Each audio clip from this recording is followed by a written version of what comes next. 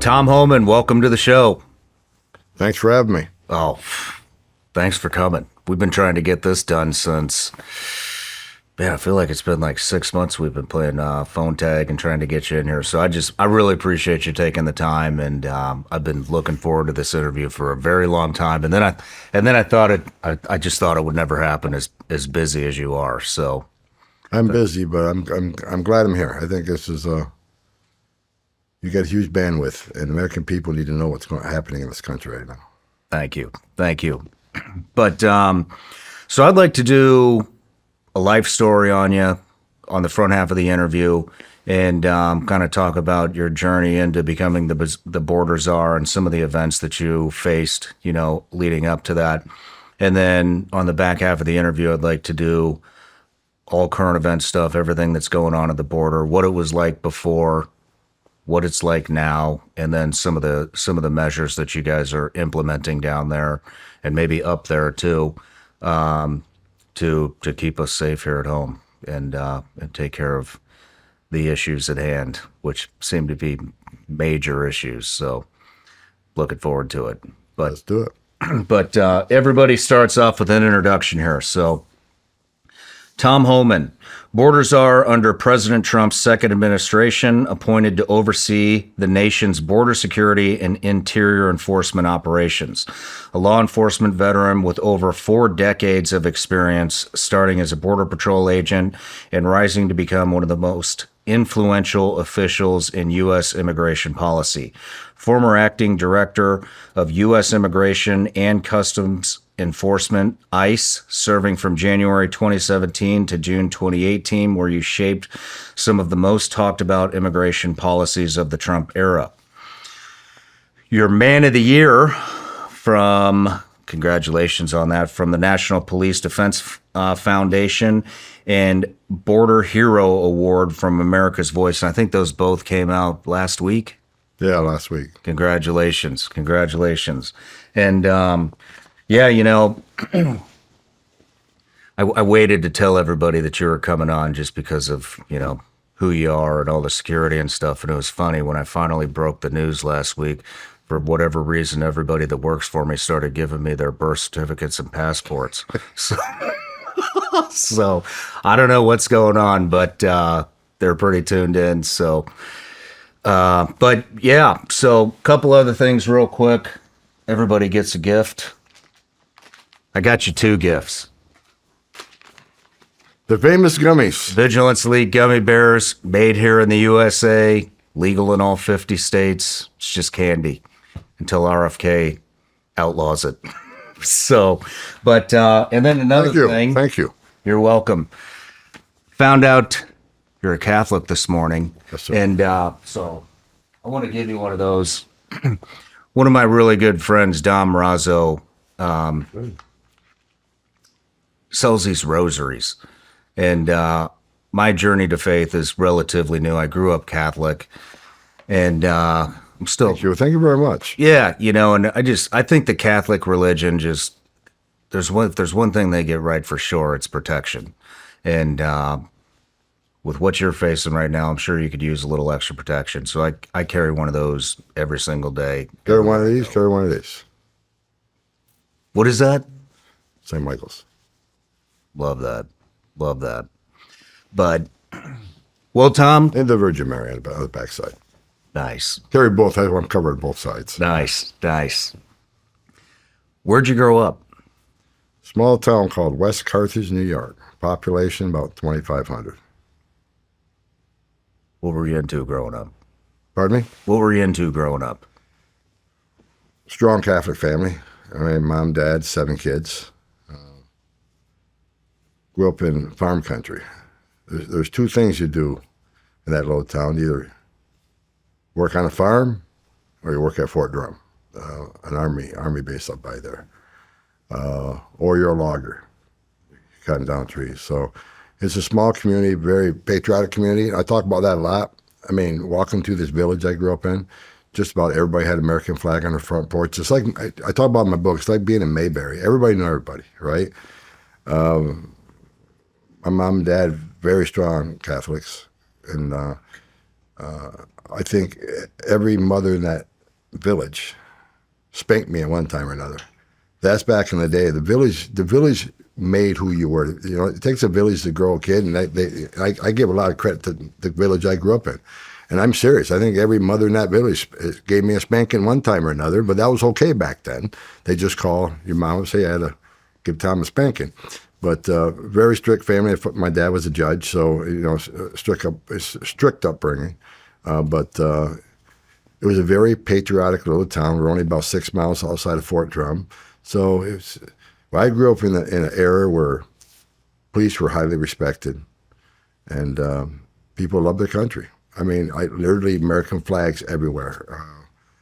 It's a great childhood, and it spooks me sometimes. I actually had such a great childhood. I'm afraid that I could not give my children the same childhood I had. Yeah. Where you wake up Saturday morning, ride your bike around the village, gathering up buddies to have a baseball game, and you play baseball all day. But the mill whistle goes off at noon, you knew you had to go home, at lunch. Go back, play ball. Then at 5 o'clock, the mill whistle goes off again. It means you got to go home and have dinner. But it was a great childhood. Yeah, you don't hear too much of that anymore these days. You know, that's very similar to where I grew up. But do you have any brothers and sisters? Yeah, there's 7 of us. 7 of you guys. Yeah, I got 1 brother and 5 sisters. Damn, very strong. The thing is, what I'm proud about my family is just about everybody went to some sort of public service, right? Our brother, career fireman, just retired a couple years ago. All my sisters but one were a nurse, so they all felt a duty to go back and serve their communities in one way or the other. My dad, he ended as a judge, but he was a cop before then. My grandfather was a cop, so I always knew I was going to be some sort of cop. It's what I wanted forever. So I've lived my dream. I mean, I was fishing with my brother last year, and he looked at me, made a comment, says, you ever think about the ride you had? This before Trump won the election. I was coming back. I said, what do you mean? He goes, you went from West Carthage to the West Wing. That's a hell of a ride. And it was. It shows what a great country this is. Yeah. Yeah. How early did you know you wanted to get into law enforcement? It's kindergarten, first grade. Kindergarten? I always knew this. In this small town I grew up in, we had a police department. And next to West Carthage is called Carthage, bigger town, police department. And my dad, I remember my dad coming home with a uniform, and I knew he's out there protecting people. Then when he became a judge, when I was still a child, middle of the night, state troopers knocking at the door, bringing somebody in to get arraigned in the middle of the night. I was surrounded by cops all the time. So I knew I was going to be a police officer. And I did become a police officer straight out of college before I joined the Border Patrol, but I had no doubt in my mind, there's one thing I wanted to do, and that's be a law enforcement officer. Where'd you become a police officer? West Carthage. West Carthage, you stayed at home. I served, just like my dad and grandfather, we served the local community. Again, the local community, I grew up. They raised me, right? Mm-hmm. Matter of fact, when I became the ICE director under President Trump, I remember I was in the office first day. My public affairs officer, Barbara Gonzalez, walks in. First day on the job, so okay, you got ABC, NBC, you got Fox News, you got Washington Post, you got New York Times. She's trying to schedule all these first day interviews. I looked at her and says, Watertown Daily Times and WWNY TV. She looked at me and says, what are these? It's my hometown newspaper, hometown television station. She looked at me, she goes, Mr. Holm, with all due respect, you got nationally syndicated. I said, I don't care.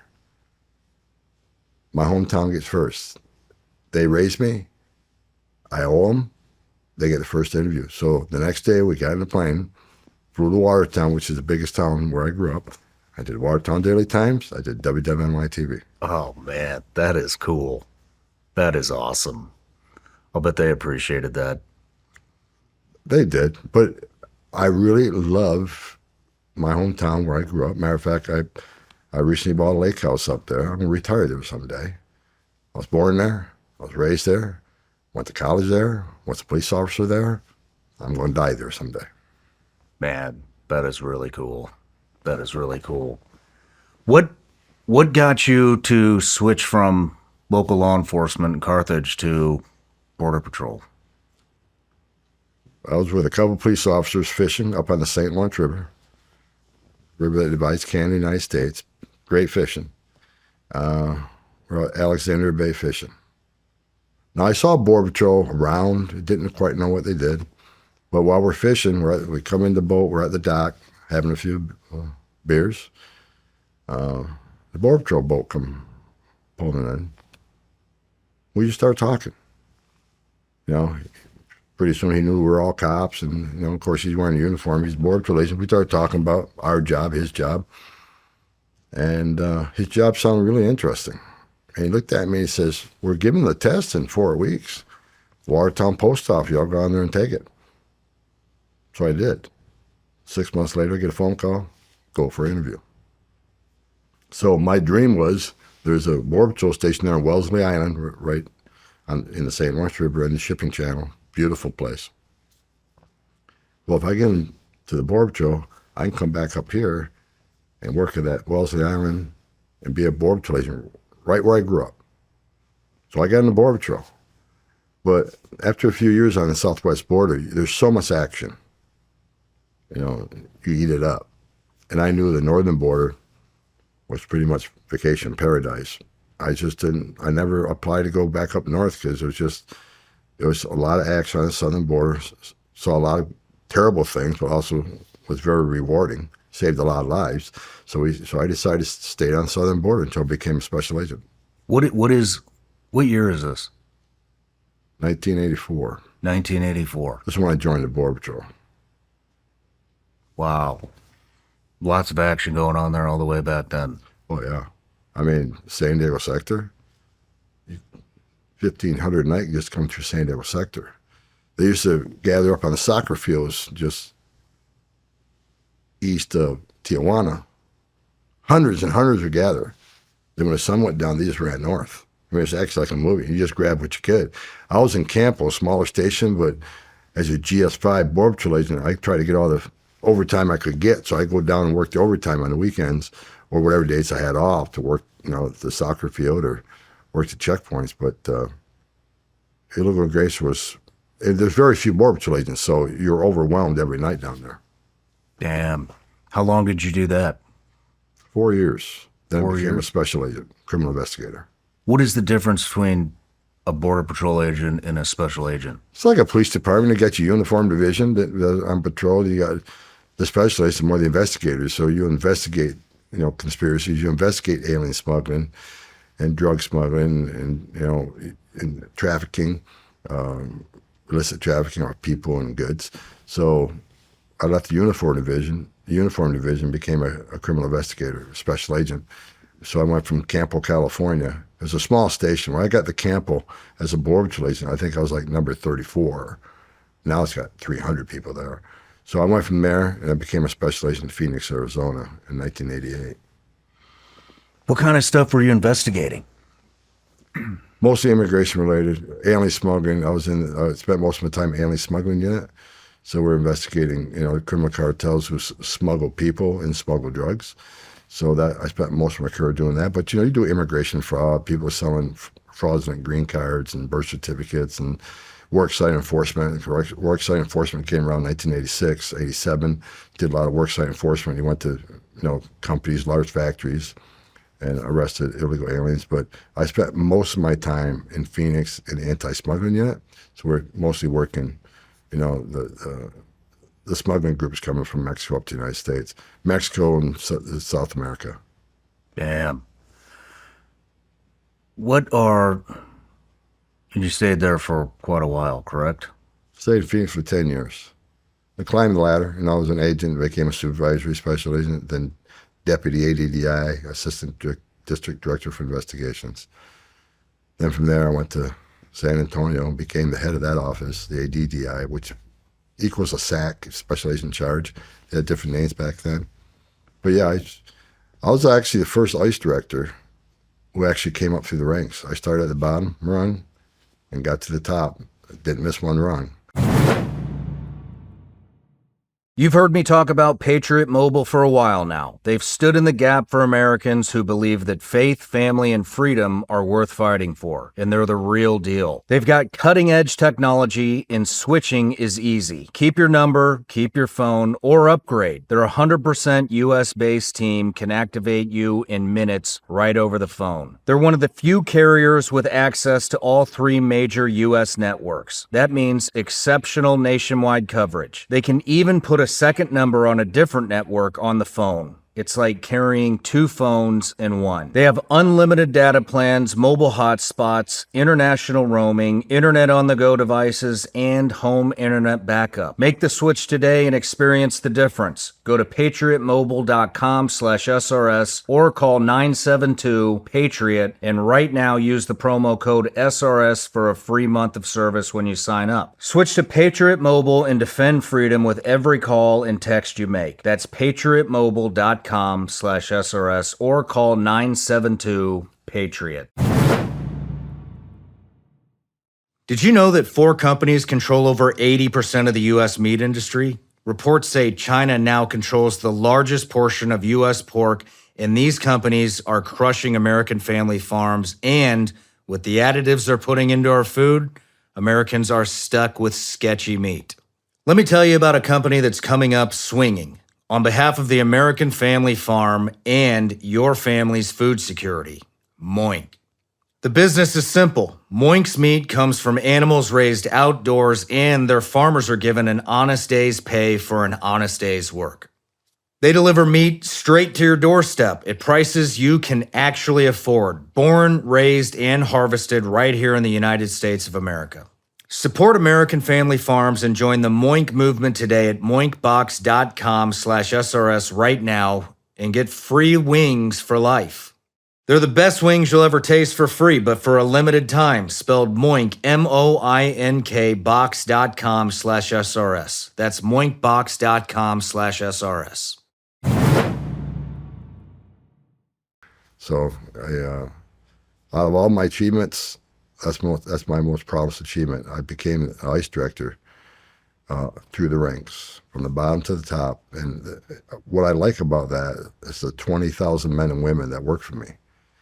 I never asked them to do anything that I didn't do myself, because I was one of them. So I'm very proud of that. Well, I know. I mean, just,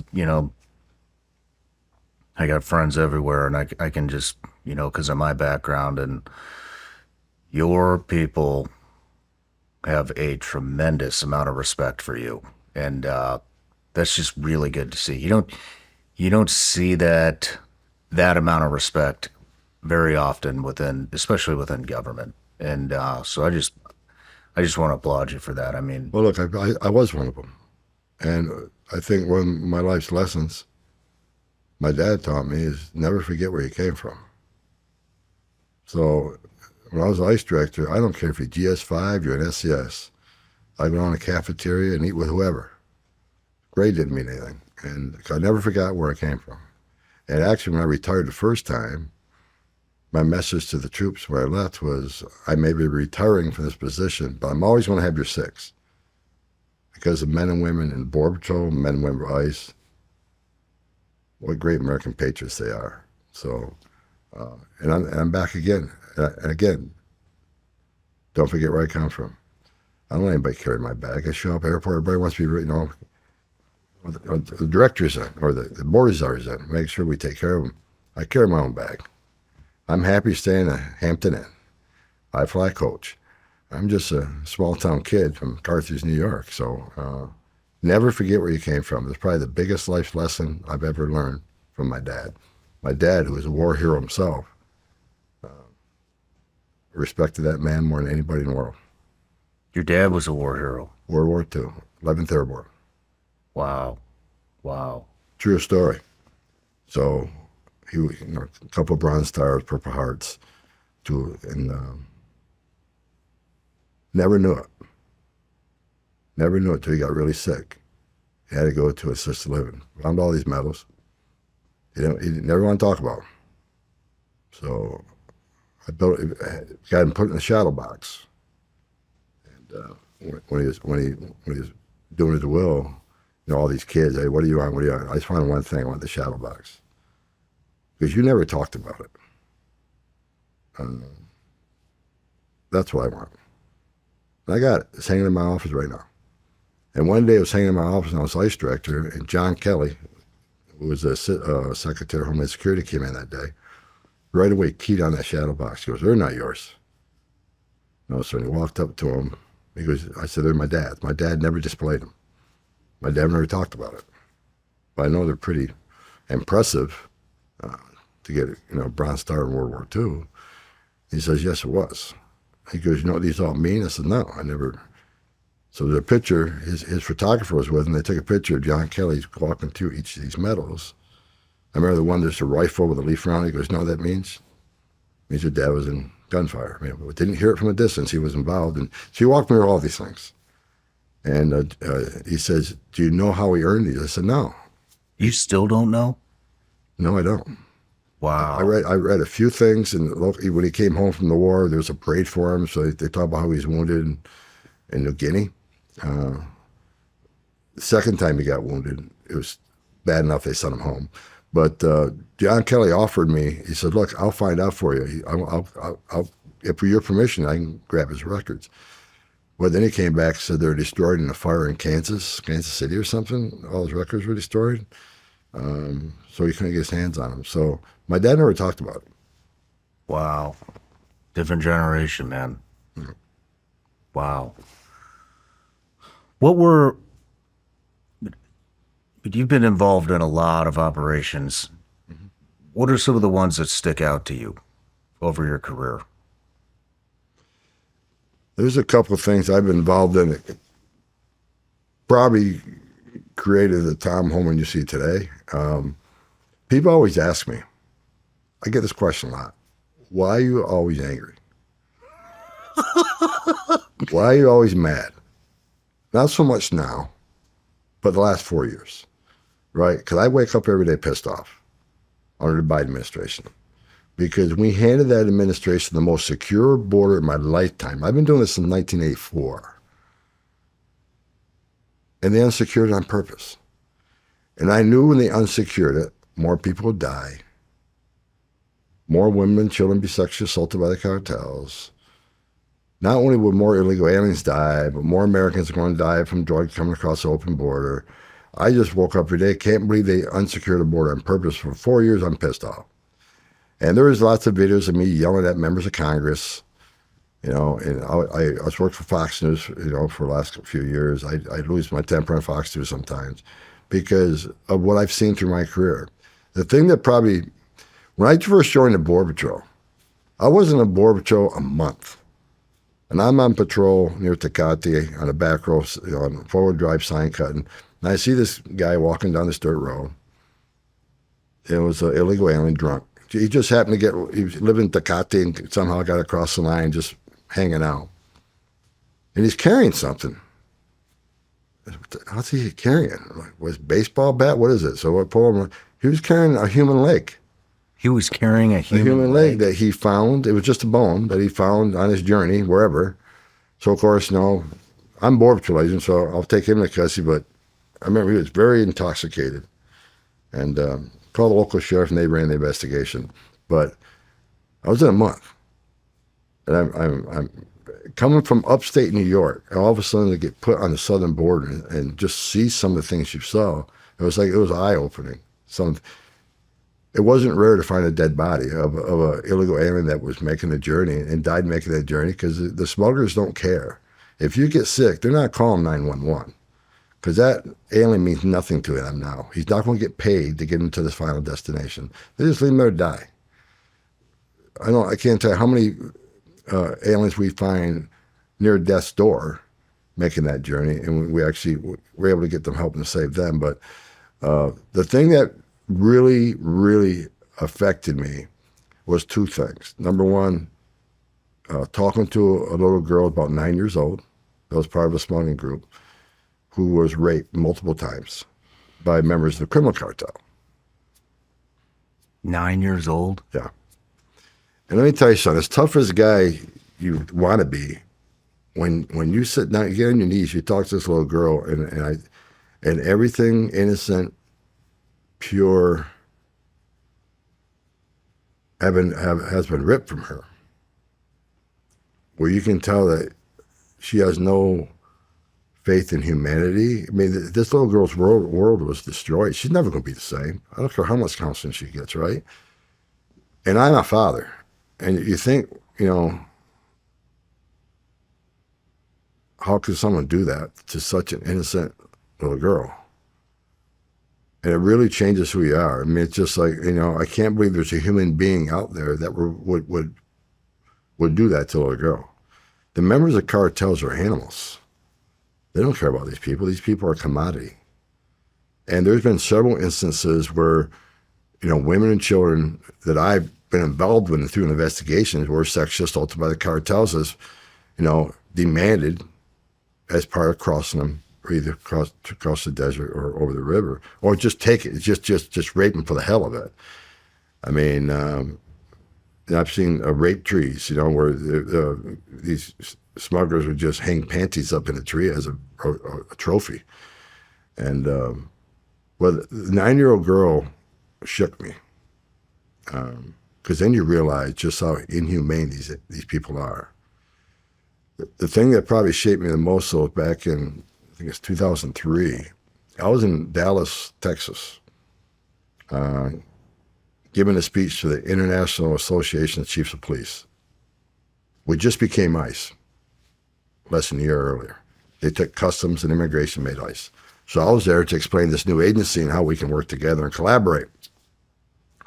I remember getting an emergency phone call from Washington, D.C.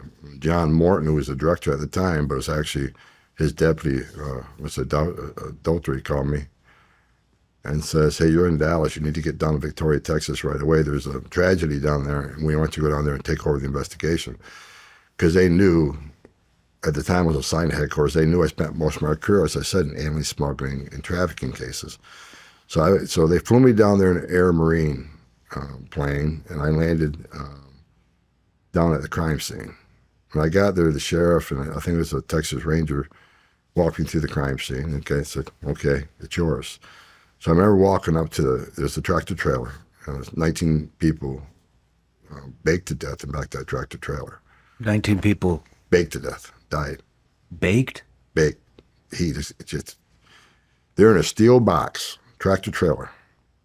Steel box, black, no air, in the middle of summer. And so I get up to the crime scene. I walk up to the crime scene right away. There's just the trailers there. The truck's gone. He unhooked it and he left, the driver. So I walk up to the crime scene, and all I have is a suit. I'm wearing a suit. I was giving a speech. I left. I didn't get back to the hotel and get my stuff. I went straight to the scene. So I get there, and I walk up to this tractor trailer. Right away, I see several bodies on the ground, because when those doors finally opened up, the people were such a rush to get air that they knocked some dead bodies out of the truck onto the ground. So I noticed some dead bodies on the ground there. Then I got to the back of the tractor trailer, and I looked in the back of the tractor trailer. I just see dead people. Most of them in their underwear, because they were trying to get some relief from the searing heat. And right away, so I looked at, I keyed on a little boy. And he was partially covered up by who later found out was his father, who was protecting him. And I keyed in on him. And he was wearing the same color underwear that my little boy had. Same underwear. And I had a 5-year-old son at the time. So right away I keyed in on him.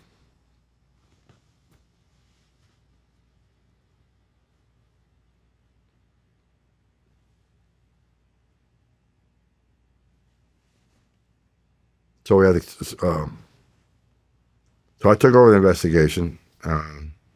U.S. Attorney Houston flew in, and a helicopter came to the crime scene. But when I was processing the crime scene, we had a guy taking pictures, and I was telling him to take all these pictures, what I needed. But I told him that we would do the boy last, and mainly because I couldn't handle it at the time. So we processed the crime scene, and I testified to this. And I got angry one testimony where someone claimed I didn't care about dying children. He should have worn my shoes. I've seen a lot of dying children, dead children in my career. So when we got to the child, I knelt down beside him. I put my hand on him, and I said a prayer. Because I knew, based on the years I've done alien smuggling investigations, what a horrible, horrible death this child went through. He baked to death. And after we crime scene photos, of course, the investigation, where I'm there on the ground, they had to fly clothes in. Again, I came up with clothes on my back. But through the investigation, we found out the little boy was the first one to die. And the witnesses there that survived said that little boy begged his father not to let him die. The little boy knew he was dying. Begged his father, please don't let me die. I want to see mom again. I want to see my mommy. And when you hear the testimony from the surviving witnesses, it just tore you up. How this child, no 5-year-old should have to beg for his life. No 5-year-old should be baking to death in a black box that got up to 175 degrees, they said. And he was the first one to die, and his father died on top of him, because some of the witnesses were saying that some of the members of the group back there talked about tearing the boy apart and putting him out through there's brake lights. They busted out, tried to get some air. And there's some talk about maybe we put parts of the boy out there to draw attention to our problem. That never got fully vetted because some witnesses said it didn't happen. But his father did die on top of his child, and it just hovering him. And you think about, I just don't think about rip this boy apart. That was body part testimony from a couple of them people. Now a couple people said that wasn't true, but there's a reason. The father was over the top of him like this. We asked why. Anyway, Jawa was the first one to die. Then so many people were starting to die, and there's so many people in back of the tractor trailer, they're dying standing up and trying to find a place to fall. And like I said, when we got the crime scene, most of them in their underwear trying to get some relief from the heat. So through that investigation, the first couple of weeks, I'm listening to this testimony, and I just don't think about, okay, that child died. I'm thinking about how he died, what his last 2 hours was like, what was his last hour like. His father couldn't help him. His father put him in that position, begging his father to help him. His father can't. They're in a steel box, locked in a steel box. No air in there. The air compressor was turned off. And the information was, it was turned off because he wanted to draw attention to the truck. Because if the truck's empty, going through a checkpoint, if the air conditioning on, that means you got something back there. So there's a lot of testimony from a lot of different witnesses saying a lot of different things, but the way that child died, and I didn't sleep for a week down there. I'm a pretty tough guy, but that affected me. Because I had a 5-year-old son at the time, and you started thinking about, why is my son lucky and that child wasn't? Why is my son born in the greatest nation on earth and this child wasn't? And so, and I've been honest about that. After we put all 14 of those people in jail, anybody involved, they're in prison. And we shut that investigation down pretty quick, put a lot of people in prison. And after the investigation was done, I had to go get help. I couldn't sleep. Just the image of this little boy, how he suffered. And I had a son the same age. That affected me more than anything. Because I realized that didn't have to happen. If we had a secure border, that little child wouldn't have died. And that's why for the last 4 years, that's one of the reasons I wake up everybody pissed off. I knew when they open this border up, more kids are going to die. More women and children will get sexually assaulted. More Americans are going to die from fentanyl and other drugs come across that border. Sex trafficking is going to increase tenfold. So I woke up every day for 4 years on Biden, pissed off, and I actually did. I woke up just mad that Joe Biden's the first president in the history of this nation who came into office and unsecured a border on purpose. There wasn't mismanagement. There wasn't incompetence. He knew exactly what he was doing. I wrote an op-ed FoxNews.com about 6 months before the election. I said, if Joe Biden becomes president, we lose the border. Just based on what he was saying. Put a moratorium on deportation. Going to end ICE detention. I'm going to award amnesty. I'm going to award DACA. I'm going to give free health care to illegal aliens. You make that type of promise to the entire world, they're going to come to the greatest nation on earth. So I knew it was going to happen. And I knew every morning I woke up, and for 4 years, I go out and give speeches, and I tell people, why I'd be 7, 8 o'clock at night, I have a great dinner, banquet, and I give them the speech. And I told everybody in the room, great night, isn't it? Let me tell you about the border. Tonight, while we're sitting there eating this meal, women are being raped as part of the feed across that border. And the child's going to die tonight, whether at the hands of the cartel or drown in the river. I've been on the river and watched Border Patrol agents give CPR to babies. Last year, I made a trip down to Brooks County for a ride-along. This is before President Trump was back in office. Where's Brooks County? In Texas. Sheriff Benny Martinez. I sat in his office. He has like 6 deputies. He told me every deputy is doing immigration work 24/7. They're not even deputies. They're out there looking for dead bodies. At the time, he had over 100 dead bodies found in his county of aliens that died making the journey, just died. So his troopers, his deputies were out there every day finding dead bodies. I was with him for 4 hours. We found 2. Then talked to a doctor down there who told me this story.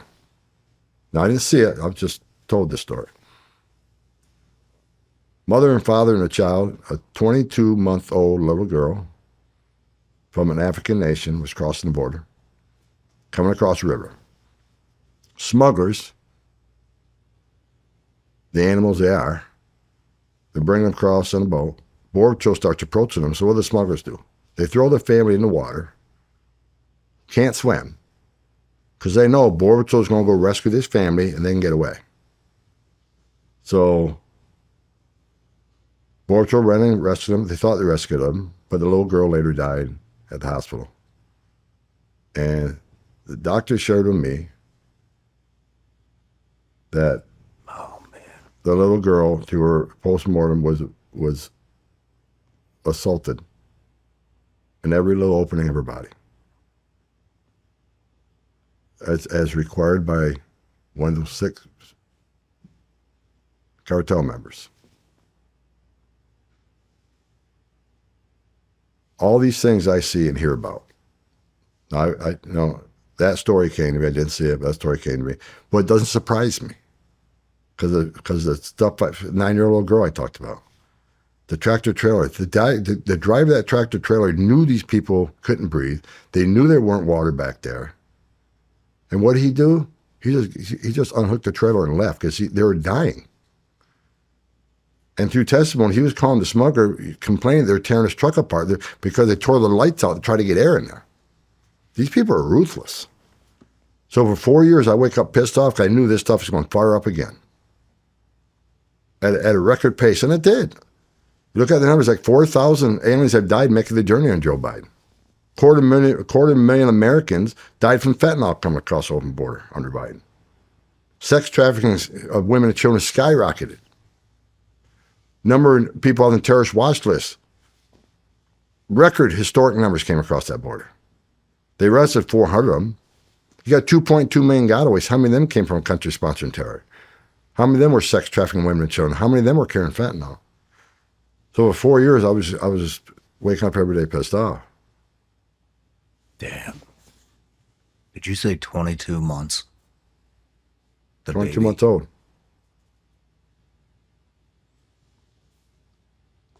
And this is pretty common. One's too many. But it didn't surprise me a bit. It turned your stomach. I mean, this other doctor we visited down there, he has a big old ranch. He finds dead bodies all the time. He found a young female that was never left of her body. Her panties were down to her ankles. Her ankle was broken. What he says he's seen before is after this young girl got raped, they break her ankle so she can't go seek help. She dies there. He had a picture of a 12-year-old little boy. They went over a fence at his property. This little boy obviously didn't make it. He died right there at the fence line. He's kind of crawled up next to the fence.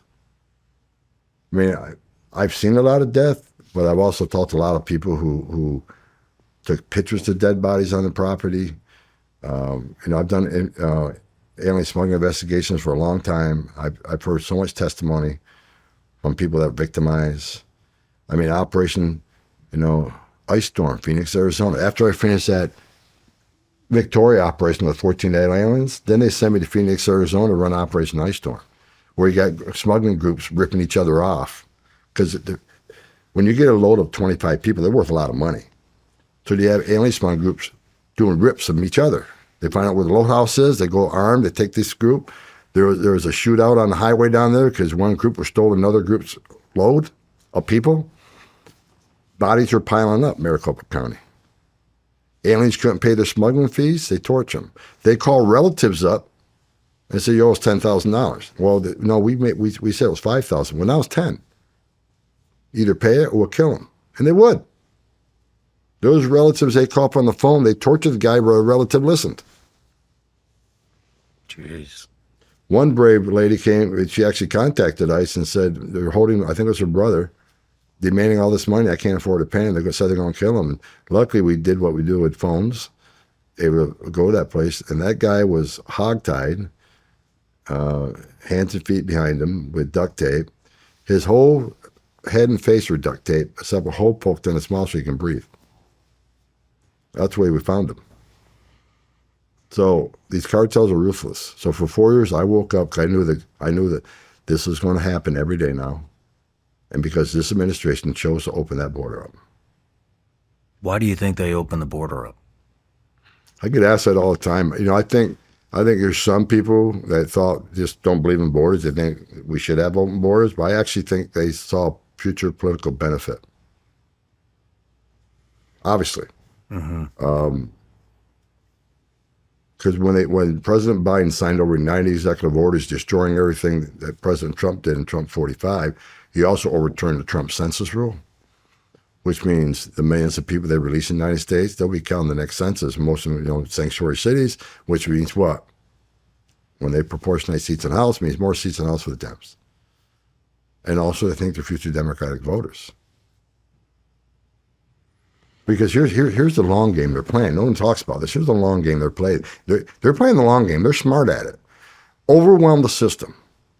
Let's bring 10.5 million encounters to the border. Release them without proper vetting. Because all they care about is the optics. If there's no overcrowding, there's nothing to see. If there's no overcrowding, we can say the border's secure, which they did. Border Patrol agents were ordered. Process quickly, release quickly. Because if there's no overcrowding, there's nothing to see here. So, of course, they weren't vetted properly. Didn't have time to vet them properly. Why did they release millions of people into the United States rather than putting them in an empty ICE bed? An ICE bed owned by ICE, contracted by ICE, at $127 a night. Why did they not fill that bed, but they rather release them to an NGO, get put in a hotel room at $500 a night, get 3 free meals a day, get free medical care, and not only that, they get flown to the city, their choice. They say where they want to go, we flew them there, Biden administration. Put them in a hotel room, $500 a night, give them 3 meals a day, free medical care. Why did they do that? Instead of putting them in the ICE facility at $127 a night. Because they knew exactly what they're doing. They know if they go into ICE detention, they get a hearing within 40 days. Based on real data from the immigration court, nearly 9 out of 10 people who claim asylum will get ordered removed because they don't qualify for asylum. They get removed. That's not what they wanted. Overwhelm the system, because once you're out of the system, you got the detained docket. Immigration court prioritizes the detained docket. But once you release them, now they're on the non-detained docket, sitting in a hotel room. Hearing's going to take 3, 5, 7 years, depending on what location you're at. If you want to exhaust all your appeals, maybe 9 years. They overwhelm the system because they know it's going to take years to get these people through the process. And what happens then? They're hoping for a Democratic administration. Now you can warrant amnesty. They're playing the long game. They overwhelmed the system on purpose. They did not detain them on purpose. I mean, not only that, I mean, I don't know how true this is. I don't really believe anything in the media these days, but I mean, I read something maybe a year ago or so about the BCP-1. I think it's called the BCP-1 app, where they could go on, claim asylum, and then the USG will send a plane down to get them and fly them into the country. Is that true? Was that happening? What the Biden administration did, towards the end, they knew that immigration was a big issue in the election, right? So they tried to claim that border numbers are way down. Boy, did we fix this problem. It's down 70%. No, it wasn't. They created 2 programs out of thin air, called them legal pathways. And they weren't legal pathways. The border numbers didn't really go down. They went down maybe 17%. If you count all the programs they created. So what they did was, okay, we got millions of people coming across the border illegally. So let's create the CBP-1 app. That same illegal alien population can simply go to an app, make an appointment, and come to a port of entry. They're going to call that illegal entry now. Same population of the illegal. They're just bringing them through the port of entry. Oh, this is a legal pathway. Thousands of people come to the port of entry. Then they created the CHNV, Cuba, Haiti, Nicaragua, Venezuela. If you're from those 4 countries, we're going to fly you straight into our airports. You don't even have to go to the border. We'll fly you straight into our major airports in the United States. 30,000 a month of those. 30,000 a month. Yeah. Is this the shit that I saw at the air? I would be at the airport, traveling, going wherever, and I would see these people get rushed up to the front of the line, and there were always some type of. That's what that was. Most likely. So they created CHNV. They created a CBP-1 app, bringing thousands of people with what they call legal pathways. So if you add what they did through the CHNV and the CBP-1 app, plus what the Border Patrol's still catching, the border numbers didn't go down that much. They lied to the American people. They kept saying the border's secure. Look at the numbers down. You just created 2 buckets that you call legal pathways, and border numbers aren't down. So they lied to American people. They lied about the secure border. They lied that it's going to take congressional action to fix the border. It only took a new president. And so, again, I wake up every day for 4 years pissed off. I think the first morning I woke up not pissed off was the morning after the election. So I was in Florida, down at the event in Mar-a-Lago when the election came in, and that next morning I woke up and I said, all right, things are about to change, lives are about to be saved. So that's probably the first day I woke up knowing that things are going to change. But for 4 years, I knew, because all my time I spent on that border, I knew what was happening every night. I knew when I laid my head in that pillow every night, a child was going to die. Women are being raped. Cartels are moving record amounts of drugs in this country. Sex trafficking is going to skyrocket, and it did. Every night, I laid there and knew what was happening. Maybe it's, all the years I spent down there, but I take that personal. Because of the tragedies I've seen, I don't want to see that stuff ever happen again. Damn. How did you get approached to take Border Czar? Let me go the first time I worked with President Trump. True story. I was the third in command at ICE, Executive Associate Director for ERO, Enforcement Mobile Operations. And the time I spent there, we removed, I don't know, over 1 million illegal aliens when I was there in that position for 3 years. But after 8 years of Barack Obama, it was Hillary Clinton versus President Trump. I was convinced Hillary's going to win. Convinced. I think most of America was, because she was so far behind the polls. So before the election, I announced my retirement, because I've had it. After 8 years of Obama, I'm not spending 4 years with Clinton. I'm not going to do it. So I signed a contract with this company that paid me 3 times as much as I made for ice guy. So I signed a contract to announce my retirement. I gave him 120 days. I will leave in January, right after, the inauguration. Well, my retirement party, anyway, back up. So the election happened.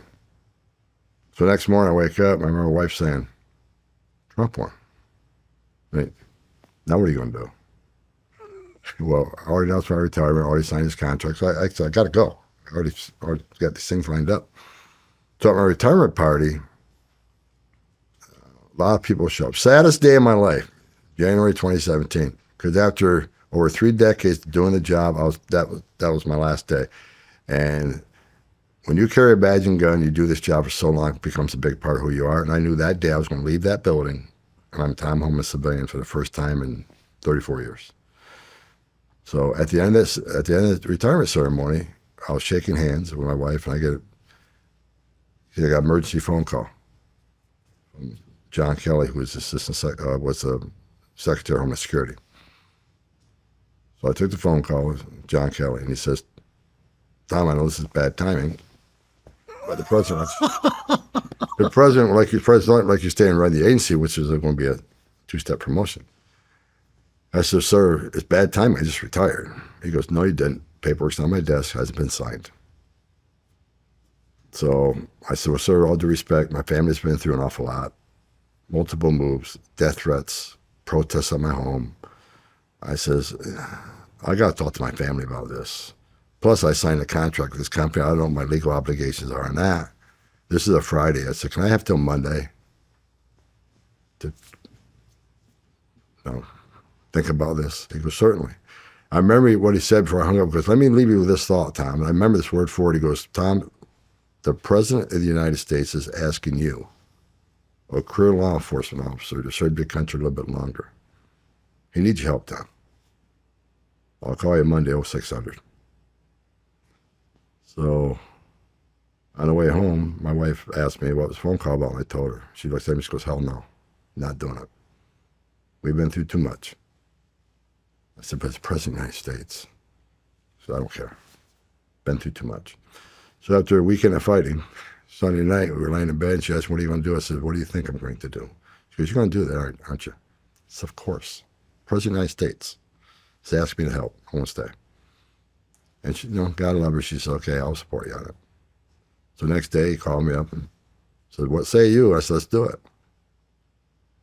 So the next day, I show up at the ICE office to the amazement of hundreds of people who gave me great gifts Friday, thought I was leaving. And the first people I ran into in my office were ethics attorneys who had a list of all the gifts I got. Said, "You got to return all these gifts because these are all the employees now again." I remember they said, "There's a $500 gift certificate your wife got. We need that back." I said, "Look, guys, she's already pissed." I said, "Let me write you a check for the $500. I'm not going to ask for the gifts back." So they took all the gifts back, which is cool. And the next day, I'm on Air Force One, the president. It's the first time I ever met the man. Wow. I asked him, what's my marching order? He says, "Do your job that you haven't been able to do for the last 4 years. Now he wants you to do it. Go enforce law." So fast forward a second time, I'm actually out to dinner with my wife, and my cell phone was sitting on the table, and we were eating, and all of a sudden the phone goes off. And she called it right away. It's POTUS. Came up, call ID. She goes, "Oh my God." She goes, "What's he want?" So I excused myself, went outside, and President Trump, he made it, he asked me to come back. But done. That fast?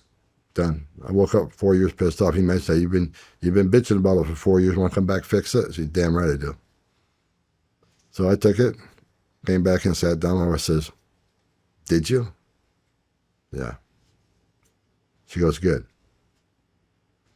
Because you've been pissed off every day. If you don't go back, you're going to be pissed off the next 4 years and then go back and fix it."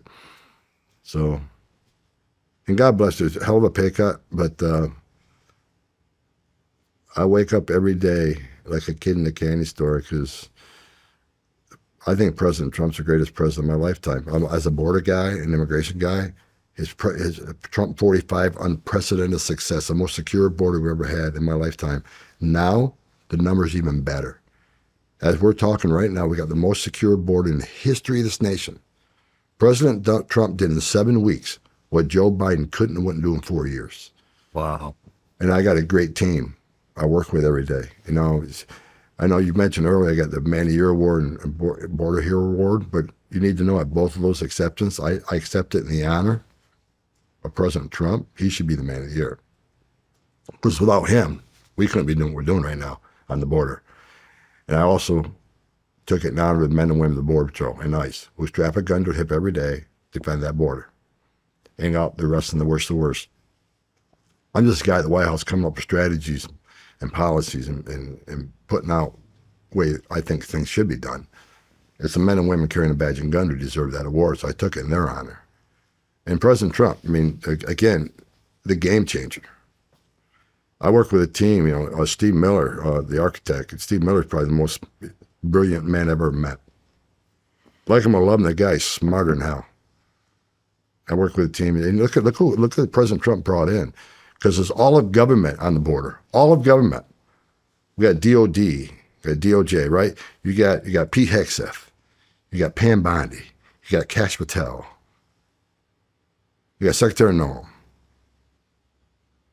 You bring that weight onto this issue, and that's why the success is the way it is, because you got one hell of a team. That's the dream team. Man, you guys locked it down quick, from my understanding. And in interior arrests, we've arrested about 3 times more criminals in a few months than Joe Biden did in a year, but people always ask me if I'm happy with the numbers. I'm not happy. I'm happy that we got a hell of a lot more than Biden did, but we need to get much more, a lot more. Because we know there's like 700,000 illegal aliens with criminal convictions or criminal charges walking the streets of this country. We got to get them. So we got a lot more work to do. Doing good, but it's not good enough yet. We'll get into all that. I want to talk about some of the stuff that has been coming through the border and how that happens, and the motivation behind it, and all the stuff that the cartels are in, and then, which is more of your I think it's more of your previous life when you were a special agent. I mean, so when you talk about these little girls getting raped coming across and little boys dying, and they're getting locked in these Connex boxes with no air and 100-degree plus weather. I mean, where does this all initiate from? And what countries are using cartels to funnel them in? Border Patrol people under Joe Biden arrested people from 180 different countries. That's almost every country in the world. The whole world came to this country because they knew you could cross the border, get released within 24 hours, get a free plane ride to the city of your choice, get a free hotel room, 3 meals a day, free medical care. Actually, I think it was 181 different countries. Are the cartels facilitating all of this? Oh, absolutely. Criminal cartels like the, Jalisco cartels, the new generation. Some of these cartels are in 45 countries around the world. They're in 45 countries? Some of these criminal cartels, absolutely. So, like the Chinese, record number of Chinese came across. There's no way tens of thousands of Chinese nationals left China and got to the United States without the coordination of the Chinese government. It doesn't happen. Chinese organized crime. Same with Venezuela. But once you get to Mexico, the criminal cartels they had operational control of the southern border. No one's crossing the southern border of the United States without paying the criminal cartels or plaza fees at a minimum. Because you go to their area of operation, you either pay their fees or they'll kill you. So they had operational control of the southern border. Matter of fact, under Biden, I talked to numerous Border Patrol chiefs who would tell you that we no longer have operational control of the southern border. The criminal cartels do. They decide what's coming across, when it's coming across, where it's coming across. I talked to one chief patrol agent who used the term to me, broken arrow. I said, dude, that's over the top. He goes, no, listen, I'm maybe catching 10% what's coming across that border. He goes, I am overwhelmed. Groups are coming across every day that I can't go. The 2.2 million gotaways under Joe Biden, 2.2 million known gotaways. These are people captured on video, drone traffic, sensor traffic, or through foot traffic that Border Patrol counted that they couldn't respond to because they're too busy changing diapers, making baby formula, making hospital runs, making airport runs, dealing with that humanitarian crisis. 2.2 that we know about. Now, there's areas of the border like Big Bend sector, very mountainous region. 500 people go through that area a day, you wouldn't even know about it because we didn't have the technology there. But 2.2 million people crossed the southern border, weren't apprehended because Border Patrol was so busy dealing with this humanitarian crisis. Who are they? Now, I mentioned earlier they arrested 400 people on the no-fly list, terrorist watch list came across the border. You and I both know terrorists are trained to evade law enforcement. So who are these 2.2? Why did 2.2 million people pay more to get away? Because we already talked about, you pay two amounts of money to the cartel. You pay one amount of money to get to the border. You see a green uniform, you turn yourself in, claim asylum. Cartel's job ends at the border. But if you want to get away, if you want to get to New York without being processed or vetted or fingerprinted, you pay a lot more. So why did 2.2 million people pay more not to get a free airline ticket, not to get a free hotel room, not to get free meals, not to get free medical care, and not to get work authorization? Why did 2.2 million people pay more not to take advantage of that giveaway program? Because they don't want to be vetted. They want to be fingerprinted. That scares the hell out of me. It scared the hell out of everybody. 2.2 million. Yes. How does it work? How does it work if China is trying to get people smuggled into the country? I mean, or Al Qaeda or Taliban or Al Shabaab. There's a lot. There's so many smuggling routes we can't cover them all, right? So I guess what I'm asking is, how do they get in touch with the cartels? Cartels they got their tentacles reach into many major nations. It's like in Mexico. If Chinese, they deal with Chinese organized crime who has connection to criminal cartels in Mexico or Central America. There's so many routes that some routes come through Canada. Not many, but there are a few that come through Canada. Most come through the southern border because you got over 2,000 border there. You just can't control it all. Some come up through the Darien Gap. Some fly into Mexico City at the airport. Depending, a lot of Chinese fly straight into Mexico. It depends where you're coming from and what cartel you're dealing with. There's so many different routes. Colombia. I mean, there's South America. Some make a maritime trip to South America, come up through the Darien Gap. Some fly straight into Mexico. It's just there's just so many routes, and that's one of the toughest job about securing the border. It's better almost to play the away game, attack the cartels down south rather than to get to the border, and we've done that very well. I mean, Darien Gap, thousands of people crossed the Darien Gap. Yeah. The Biden administration said they're going to shut it down. They never did. Is it shutting down now? It's not shut down, but the traffic's going south.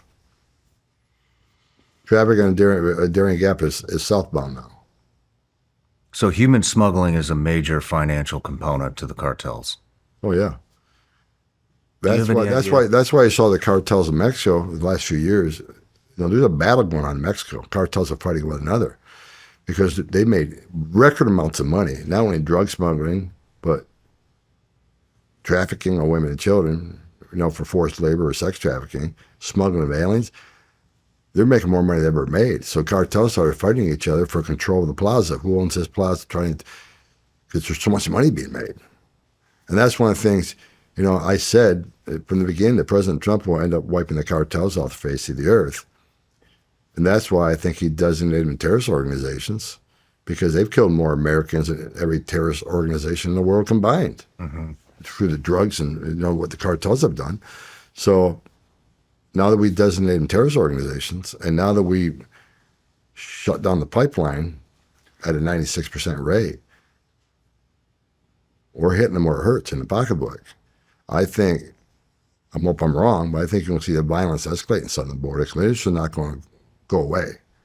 They're going to try to get their product through. And now we got DOD on the border along with Border Patrol agents. I feel it's a matter of time before there's an armed encounter of some kind. How does the sex trafficking work? That's just a big topic it's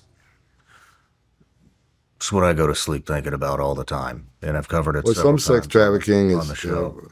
A lot of it, you pay your smuggling fee, you owe the smuggling group, let's say you owe them $10,000.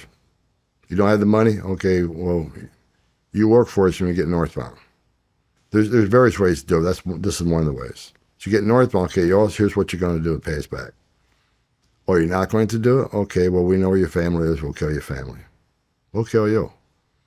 So a lot more force in the sex slavery. Of course, children are just sold into it. They don't have a choice. Here in the States. Absolutely. Absolutely. What does that look ICE like? has already found children working on ranches and in factories, in forced labor. I mean, we're attacking trafficking really hard. The sad thing is that we're one of the biggest customers of it in the United States. Yeah. Either sex trafficking The biggest. or forced labor trafficking. And some of the forced labor trafficking, they're never going to pay their fee off. When I was head of the office in Dallas, some of the Asian massage parlors that we investigated had, their passports were being kept from these women. They couldn't leave. They were locked in the facility, forced into prostitution and pay off smuggling fees, which they'll never pay off. So a lot of this, the trafficking, forced labor, and sex trafficking, the alien doesn't even know what they're getting into until they get here. They're forced into it to pay off the cartels. And it's like I say, these cartels are ruthless. They know where your family is. They'll threaten your family. One of the most despicable things about losing control of the borders is the trafficking issue. Under Joe Biden, it's estimated 500,000 children were trafficking in this country, smuggled in this country. That they release the so-called sponsors. Sometimes it's family, many times it's not. Again, go back. The Secretary of HHS, Becerra, I saw him give a speech on stage how quick they're releasing these people. We're releasing these people quickly. Of course you are. Because all you care is about the optics of no overcrowding, not a problem here. But they released them so quickly, proper vetting wasn't done. So you heard the media reports of like 300,000 children that the Biden administration couldn't account for. When they called them for check-ins, weren't there. When they tried to contact them, couldn't contact them. So Trump administration, we are actively looking to try to find these kids. We already found some, but already found some in forced labor. And but it's difficult. Out of all things, when President Trump hired me, he says, I want to secure the border, run a deportation operation, and find these kids. Border's pretty secure right now. Most secure we ever had. Numbers are doing pretty good on deportation, but again, I got to do more, a lot more. The kids are the toughest part because you're trying to find children, and it's difficult to find children because you and I, we have a footprint. We have a digital footprint. You own a home, you own a car, you got to pay bills, you got a credit card. We can find you. We can find me. Kids don't have that digital footprint. So we got to count on a digital footprint, whatever sponsor they release them to. And through the whistleblowers at HHS, many of these sponsors weren't fingerprinted. Identification wasn't verified. They didn't do DNA testing. So now we got to try to find kids who release the sponsors that don't want to be found. Some of these sponsors have already sold the kid off to somebody else. So this is the most, out of three rails that I'm involved in, this is the most difficult one. How does it work? How are they selling kids? What's that marketplace? Where is it? Is it online? You got to be part of the inner circle, but a lot of us through the dark web, a lot of us through the internet. I mean, they're even, not only for trafficking, you get a job driving a load of aliens from the border on the internet. They're using they're using apps to do that.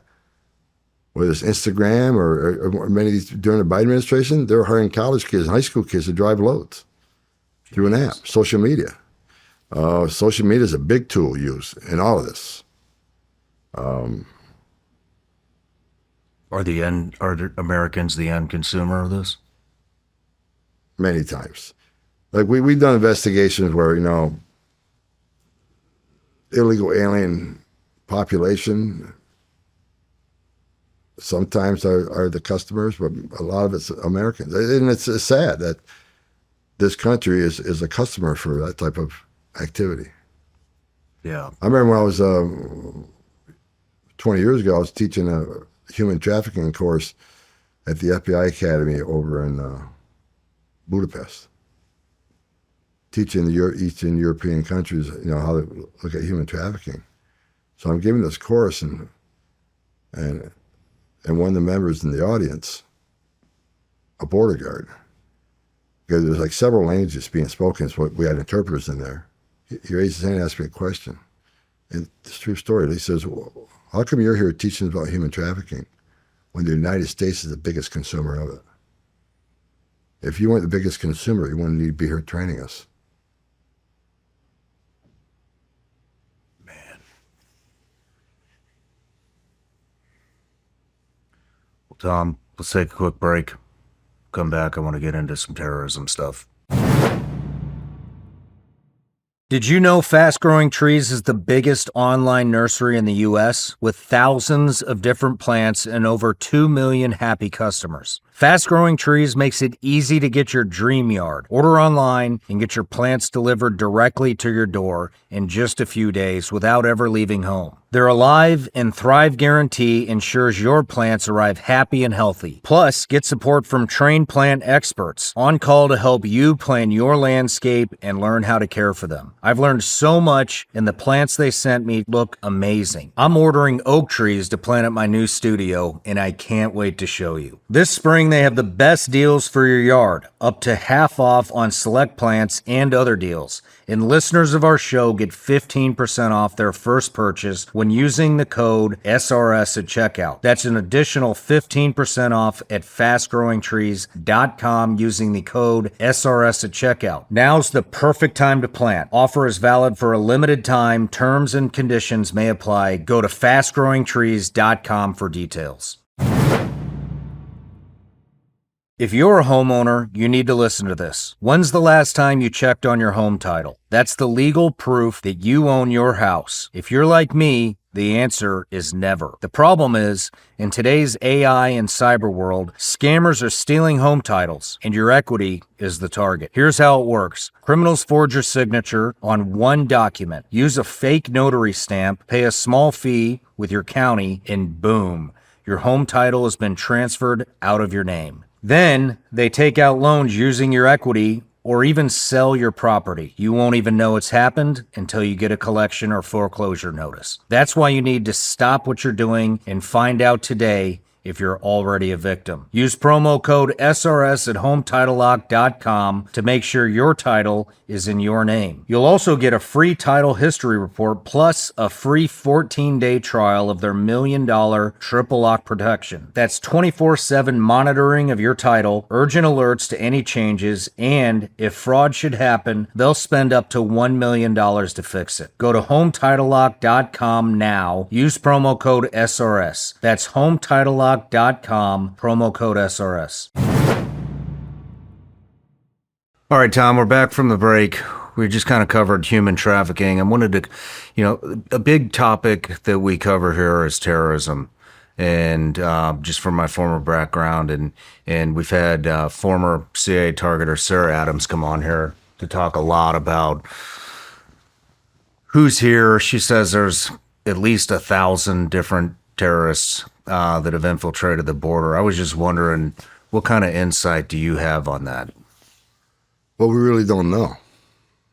I mean, the intelligence community has one number. Again, I go back to over 2 million gotaways under Joe Biden. 2 million people crossed the border and weren't vetted, weren't fingerprinted.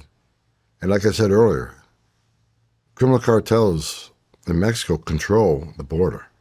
You don't cross the border without paying them off or working through them. So why did 2 million people pay more to get away? That scares the hell out of me. If you look at the numbers, under Trump 45, I think we arrested, in 4 years, we arrested a total of 13 people on terrorist watch lists. 13. By administration, they were getting more than 13 a day some days. So, on top of those, terrorist organizations. But now, as you know, President Trump just declared, MS-13 and TDA, Venezuela, terrorist organizations. And I pushed for the criminal cartels to be designated terrorists. Again, wasn't my decision, but I've been talking about this for years. President Trump did it. I think it's the right thing to do. A lot of people say, well, how do you consider them terrorists? MS-13 in Trinidad and the criminal cartels in Mexico? Because they've killed more Americans than any terrorist organization I know of, by the thousands. Not only that, these cartels in Mexico, they've killed thousands of journalists, prosecutors, judges. I mean, they run Mexico. Anybody thinks anything different, you're wrong. The criminal cartels in Mexico control that country. They did have operational control of their border, and we took it away from them.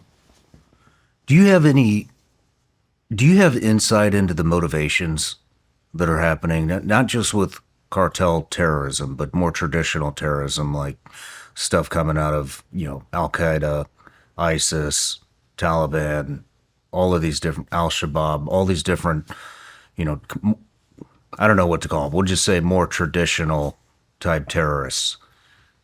They want to destroy this country. I mean, I'm not a terrorism expert, but I read enough intelligence reports. We know they're here.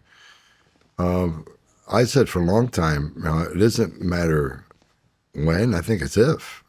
That's my opinion. I think a lot of people agree with me. 2 million gotaways. If we arrested 400 trying to get in, no one's going to convince me that not a single one of those 2 million gotaways didn't come here to do us harm. Mm-hmm. We were already shut down. Was it 8 from Tajikistan not too long ago that were planning an inside attack? Luckily, the intelligence community got some chatter on that. We were able to shut it down. We got a lot of unanswered questions by the administration. How about the 2 that entered through Quantico Marine Base? That has never been fully, opened up to the American people what exactly that was. You don't hear anything about it. I'm looking into it now. But do I think there's terrorists that crossed during the Biden administration that's in this country right now? Absolutely. I'd be a fool to say I didn't think so. Do you know how they're setting up at all? I do not. Within the country? I do not know. I can just tell you, when it comes to Chinese, record amounts of Chinese nationals across the border. I've been around since 1984. These numbers exploded under Biden. And I know there's no way tens of thousands of Chinese nationals came from China to the United States. No way they came here without the cooperation of the Chinese government, Chinese organized crime. It just don't happen. Well, I think we all can agree to that. And what scares me more is why are they here? That scares me. We know they're already setting up, places outside of military bases. We want to have the spy balloon. Corporate espionage. I mean, and the vast majority, it wasn't like family groups coming across. These were most of them were, military-aged males, which again, is a real serious national security concern. Why they're here? I think it's being investigated. We're looking into it, and hopefully we'll get some.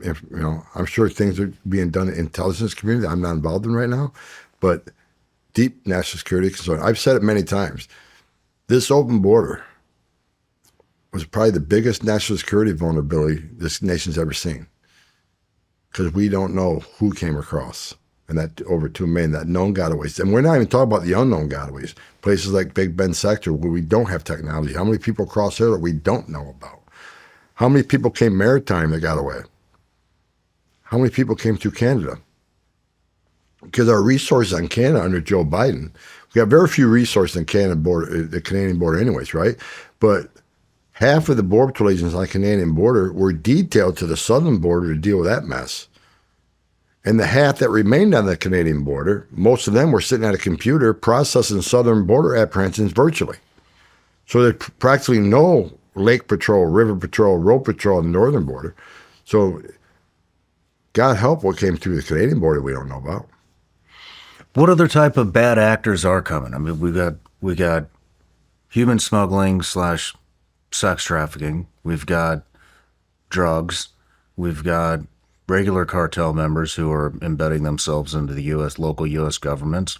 We have Chinese, which are conducting all kinds of corporate and defense espionage, setting up these huge Bitcoin scam camps. They're spying on our bases. One of them was even producing power for a major military base in Texas. And then what else do we have? And then we have we got record number Russian citizens of Russia. I didn't Turkey. even think about that. You know, a lot of these countries are special interest countries. We had a record number of people from those countries coming across. Not to mention the gangs. You know, Trendawa and MS-13. A lot of gang members come through. You know, I remember during the Obama administration where these family groups were coming across,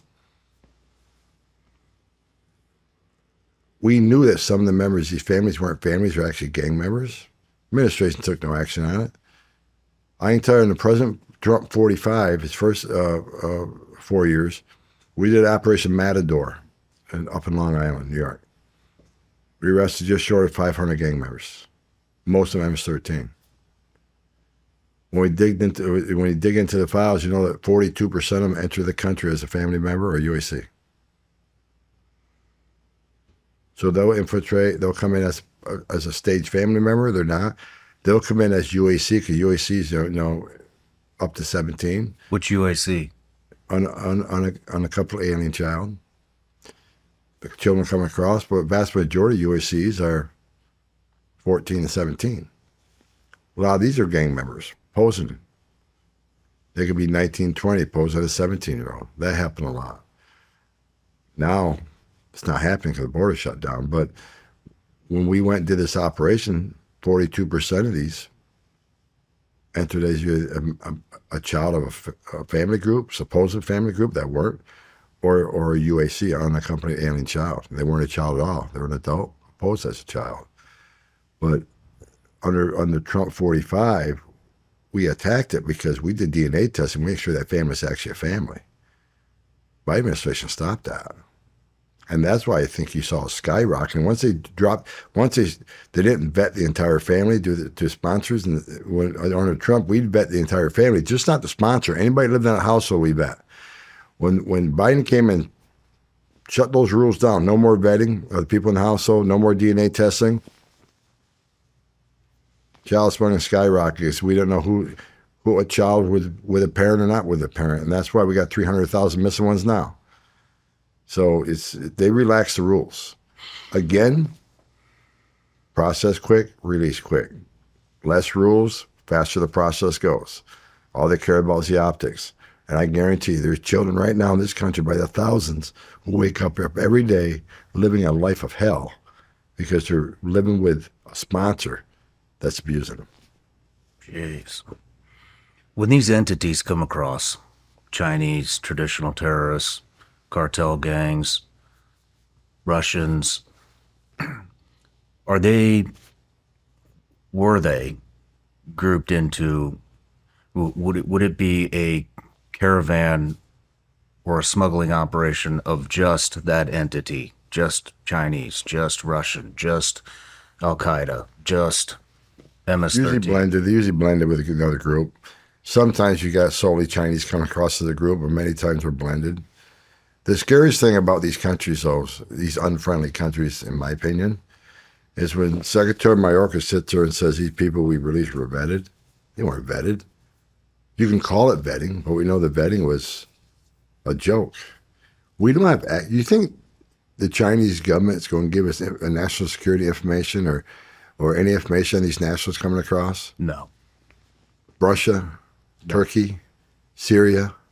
And you think any of these countries are going to share it? No, of course not. And as far as comes to criminal data, we don't have access to other countries' criminal data. You think El Salvador was, and Honduras and Guatemala were, I don't even know if they have an NCIC database like we got. They weren't properly vetted. When they stood on and said these people are vetted, what it usually meant was they were vetted through NCIC and III, state systems here. So unless they had a criminal history here, that was the most vetting was done. Now, some they'll vet through the terrorist screening database, but you and I both know most terrorists in this world aren't in any database. Yeah. Unless they were part of a T3 investigation or encountered on a battlefield or, there's a lot of terrorists in this world, they're not in any database. So when they say they vetted these people, they vetted them through a weak system. Well, on top of that, I mean, we did have a lot of, I mean, not with new ones, but we had a lot of intel. I mean, we used to use this thing called the hide system. You know, when I was working over there, they would take a retina map or whatever, Right. and but when we withdrew from Afghanistan the way we did, we gave all of that up, everything. Well, actually, and that proves what the vetting was, right? They said they vetted all the Afghanistans they brought over here. DOD, Inspector General, said they weren't properly vetted. So this administration lied about all the vetting procedures. How about the tunnels? Tunnels are big in California. We're starting to see some now in Arizona. We got some pretty good tunnel technology, but the more we find, the more they dig. But this administration we got a lot of really smart companies, cutting edge companies that are coming to the table with tunnel technology. Some are pretty sophisticated. How do those work? Oh, they're simple. They'll dig the tunnel down in Mexico, and it comes up. Usually now is inside of a building. Less attention. They'll come up outside of a corporate plaza. They'll come up inside of a warehouse or a building. There's some. I don't want to discuss the technology. I don't want to show our hand. But there's a lot of latest technology to help us find those tunnels. But we're finding many. But there's some like again, as we shut down a tunnel, none of it is being dug. So it's a cat and mouse game on the tunnels. Mm-hmm. We shut down a lot of them. Some are very sophisticated. They're lighted, air conditioned. You can take carts through there. Some you got to crawl through. We just they're using the drainage pipes at El Paso. They'll just go through a city drainage area. They use some of that sometimes, but we got that pretty much under control. But tunnel digging is increasing just because the border's locked down. So again, the cartels aren't going to go away. They're going to think of another reason or another method of getting to the United States. That's why we're seeing a maritime increase now. A lot of them are taken to the Pacific or the Atlantic, through the Caribbean or over to San Diego. Some are taking bongo boats as far as north as Laguna Niguel. President Trump's got Navy ships out there patrolling now. We got increased Coast Guard patrols, and Border Patrol's also got maritimes increasing. So we adapt as the cartels move their method of operation. We adapt pretty quickly. Who are some of the have there been any key players that you've caught, like cartel leaders, ISIS leaders, terrorist leaders, sex trafficking leaders? Have you caught any, we'll just call it kingpins? Quite a few. We got quite a few of MS-13 TDA leadership. FBI's taken, as you know, some significant terrorist leaders out. But when it comes to what I'm doing on immigration enforcement, we have taken out major command and control of TDA and MS-13. But I won't be happy till every single one of them has been removed from this country. But we've hurt TDA. TDA's on the run. There's still some areas we need to attack. Problem is, they got a foothold in sanctuary cities. Sanctuary cities is hard because local law enforcement cannot work with us because of sanctuary city laws. So it's kind of like a cat and mouse game over there too. I mean, New York City, TDA and MS-13 both have a huge presence there. We just did an operation with NYPD a month ago. I think 3 weeks ago, as we were doing press conference, we indicted 27 members of TDA. Huge public safety win. New York City became that much safer, but they're a sanctuary city. Well, I think we showed during that operation, if they'd work with us, look at the great impact we'll have on public safety. And now, you got the city council over there suing the mayor for working with us. The mayor wants to get us back into Rikers Island to arrest a bad guy. And it's the right thing to do. Let us arrest a public safety threat in the safety and security of a jail. Because you release them, it puts the community at risk, puts our officer at risk, and now we got to go find him on his turf where he has access to who knows what weapons, right? Mm-hmm. So even though we show great success, what we can do together in New York City, right away the city council sues, trying to prevent that type of cooperation. Man, It's ridiculous. Sanctuary cities, sanctuary cities under Biden exploded. They did nothing about it. President Trump's taking action. Pam Bondi starting to file lawsuits against sanctuary cities. I'm working with Secretary Noem. We're adding more resources to sanctuary cities because that's where the problem is. They're knowingly releasing public safety threats back in the community. I got attacked by the left for making a speech at one speech that I was going to go to Boston, bring hell with me. So how dare he threaten Boston? I wasn't threatening Boston. I was threatening the criminal illegal aliens in Boston that raped children. Before I gave that speech, I was looking through a list of people we've arrested over the past few months. I stopped at 9 illegal aliens that raped children.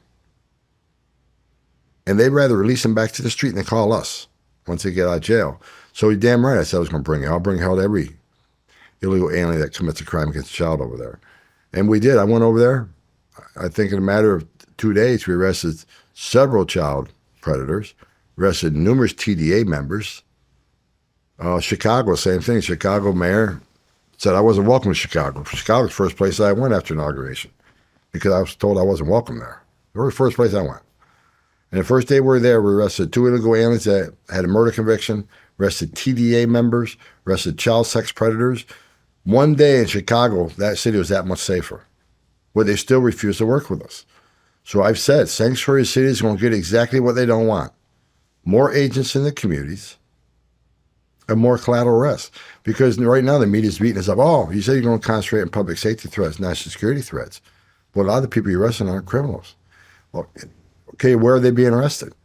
They're being arrested in a sanctuary city. Why? Because you forced me into the community. If you let me into jail, one agent can arrest one bad guy in the safety and security of a jail.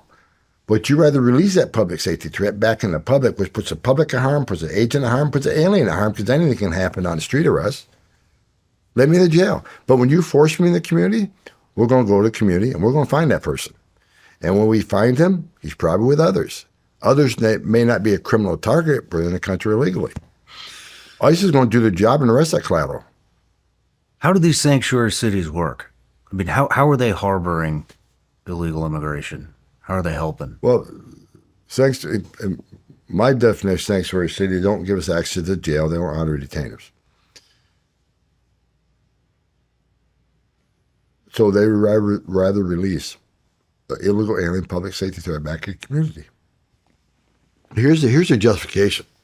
Well, we're a welcoming community. We're a sanctuary city because we want victims and witnesses of crime, if they're in the country illegally, victims and witnesses of crime to feel comfortable coming and reporting that crime without fear that we're working with ICE. Okay, that's bullshit. We all know that.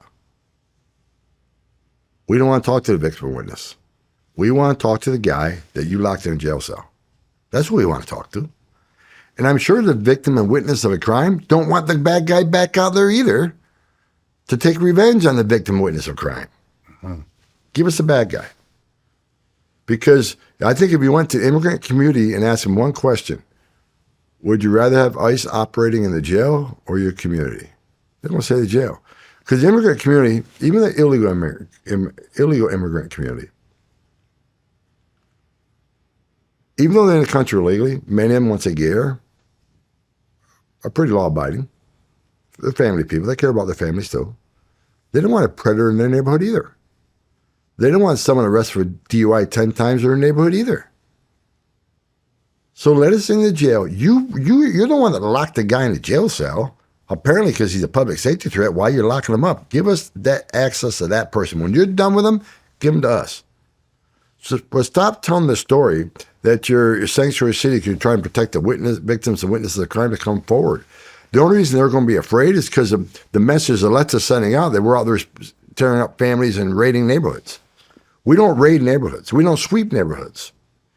Everybody we arrest is a target enforcement operation. When we go out on the streets, we know exactly who we're looking for. We're most likely we will find them. We have their full immigration history, full criminal history. We many times we know who's in the house, if there's children in the house. These officers spend a lot of time planning these operations. It's not a sweep. We don't go through neighborhood looking for people different than us. It's targeted enforcement operation. But the left keeps lying to the American people, saying we're sweeping neighborhoods, we're tearing families apart, we're out there, just racial profiling. It's ridiculous. So this is very intel driven. Absolutely. Every person will go arrest. There's a few job sheet done on them. That's to be signed up by a supervisor. Now the left's out there saying, well, now we're raiding schools and churches and hospitals because we did away with the sensitive location policy. We did away with the sensitive location policy for a couple reasons. Number one, we're the only law enforcement agency that had such a policy. FBI don't have that policy. DEA don't have that policy. ATF. None of these federal agencies have a policy where you can't arrest somebody on a school grounds or a hospital or someplace else. And why did we do away with it? Because there is no sanctuary under President Trump. There is no sanctuary for criminal aliens, public safety threats, or national security threats in this country. It doesn't mean we're going to raid a school, but if we have an MS-13 gang member that's a senior at this high school over here, and we've been looking for him, we can't find him, but all of a sudden we know that he's attending class here right now, significant public safety threat, we're going to go arrest that guy with the assistance of the local authorities. It doesn't mean we're sweeping the school. It means we're taking one bad guy out. And more than likely, we're going to wait for him to leave class. But the left takes it, they're going to sweep schools, they're going to sweep hospitals, they're going to sweep, churches. It's ridiculous. But if there's a national security threat attending mass right now that we've been looking for, we know he's right now in a mass, we're going to arrest him. There's no sanctuary for public safety threats or national security threats in this country under President Trump. So that's why, but again, the media takes that.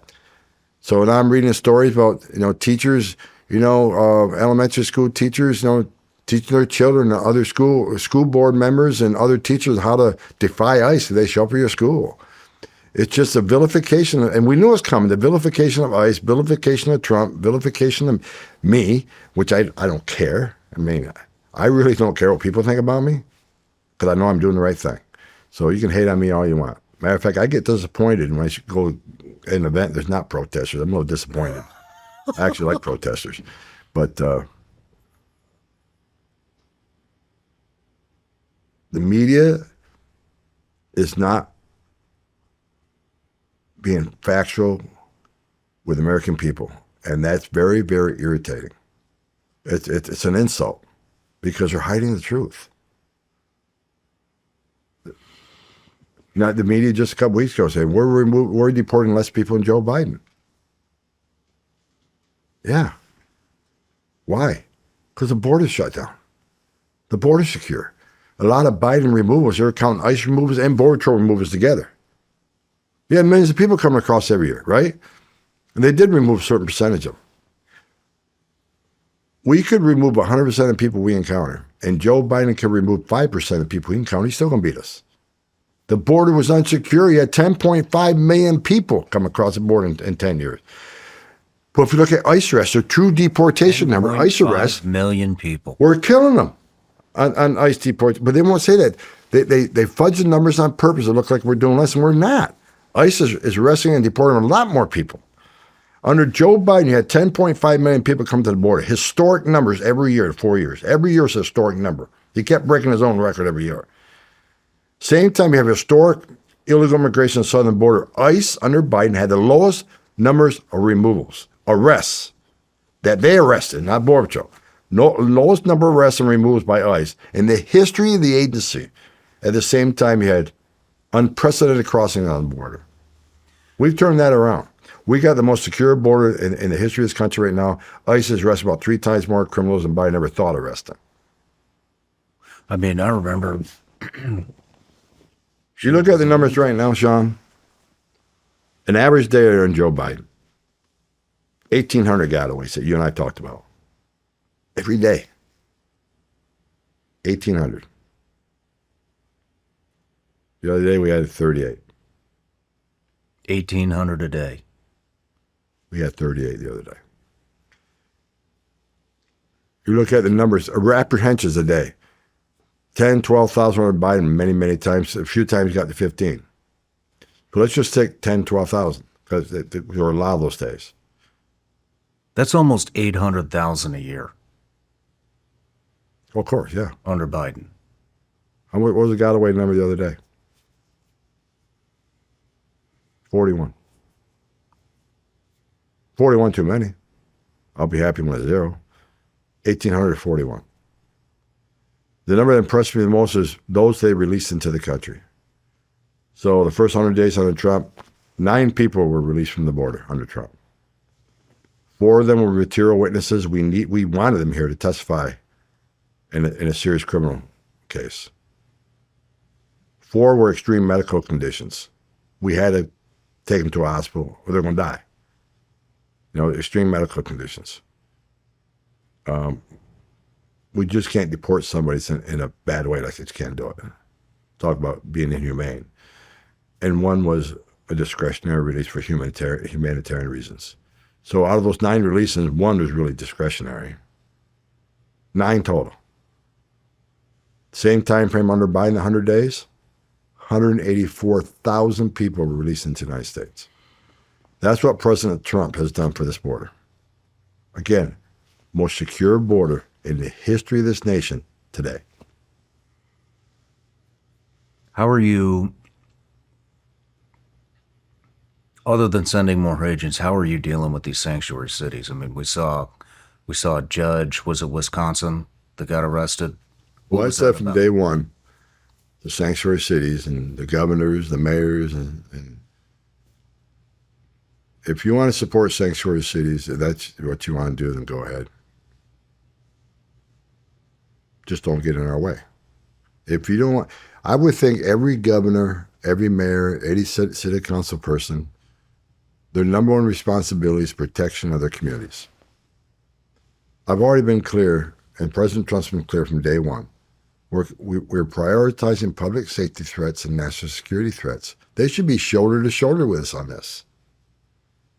But their hatred for Trump, their support of sanctuary cities, and the politics, putting politics over public safety means more to them. I wish they loved their communities more than they hate Trump, because we can make a difference. But I've said from day one, you cannot support us.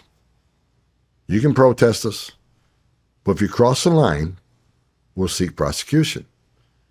If you cross the line of impeding us, that's a felony. If you knowingly harbor and conceal an illegal alien from us, that's a felony. If you interfere, we're going to seek prosecution. And it's already happened to 1 judge, 2 judges. What were they doing? A mayor was arrested just this past few days. Newark. In Newark, because he was trespassing. We're not going to tolerate it. We got Pam Bondi, powerful Attorney General right there. We got Kash Patel. I mean, we're simply not going to deal with it. You cannot support us. You can call us all the names you want, protest all you want, but don't cross that line, because we're going to enforce the law. President Trump was elected by the American people overwhelmingly because of his stance on the border, securing the border, and run this deportation operation. That is what we're going to do. We're going to keep President Trump's promise to the American people that voted him in office for this reason. We're going to do it. So you can stand aside and watch, but don't get in our way and don't cross the line. But it's sanctuary cities. We need more people. So what I've said, sanctuary cities, we're going to flood the zone. How many sanctuary cities are there?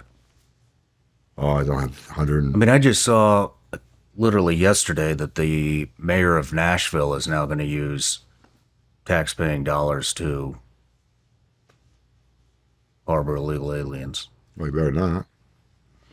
Harboring and concealing illegal aliens is a felony. 8 United States Code 1324. In my career, I've arrested U.S. citizens for harboring an alien in the workplace or their homes. Why are politicians any different? They shouldn't. We're going to enforce the law because anybody crosses across that line.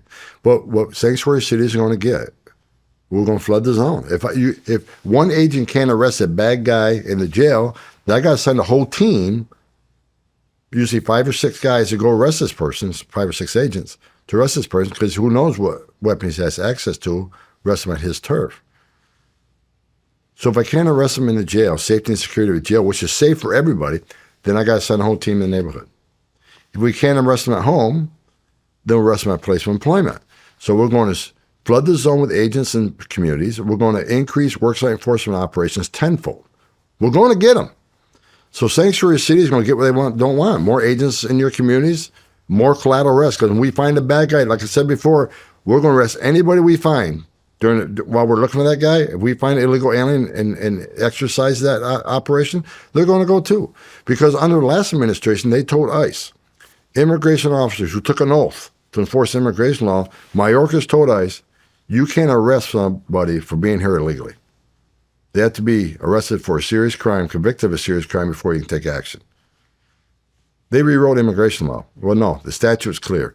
We told ICE agents, you will uphold the oath you took. You will enforce the laws you took an oath to enforce. So if you find an illegal alien while you're looking for that bad guy, take him into custody. So again, sanctuary cities, everybody said, why are there so many collateral arrests? Because you forced me in the neighborhood. So we're going to flood the zone.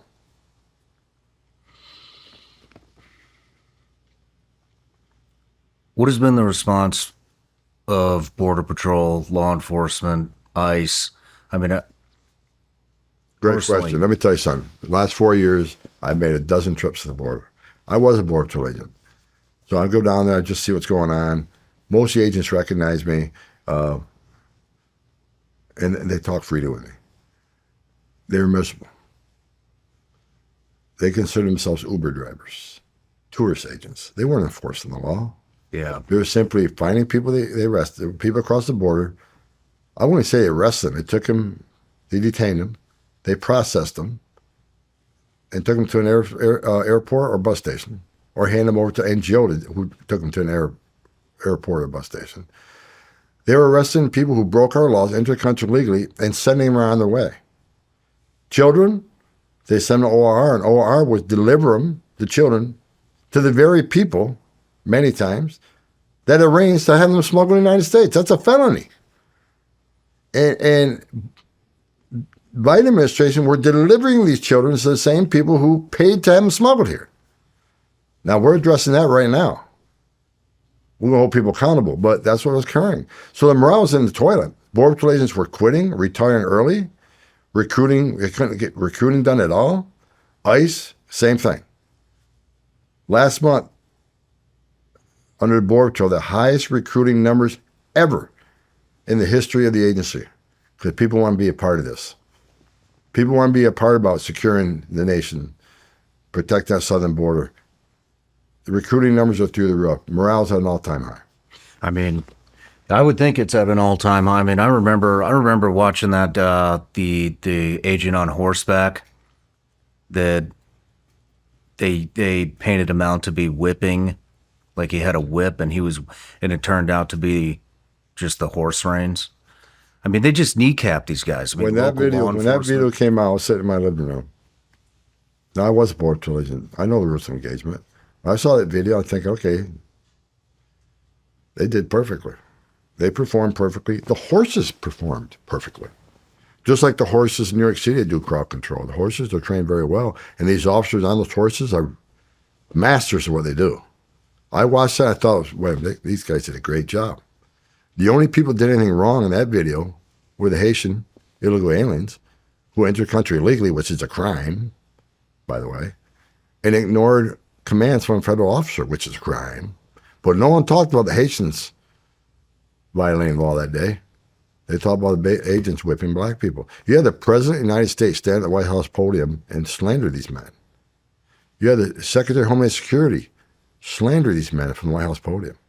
And to this day, they've never been apologized to. I said from day one, once the investigation cleared them, they didn't whip anybody.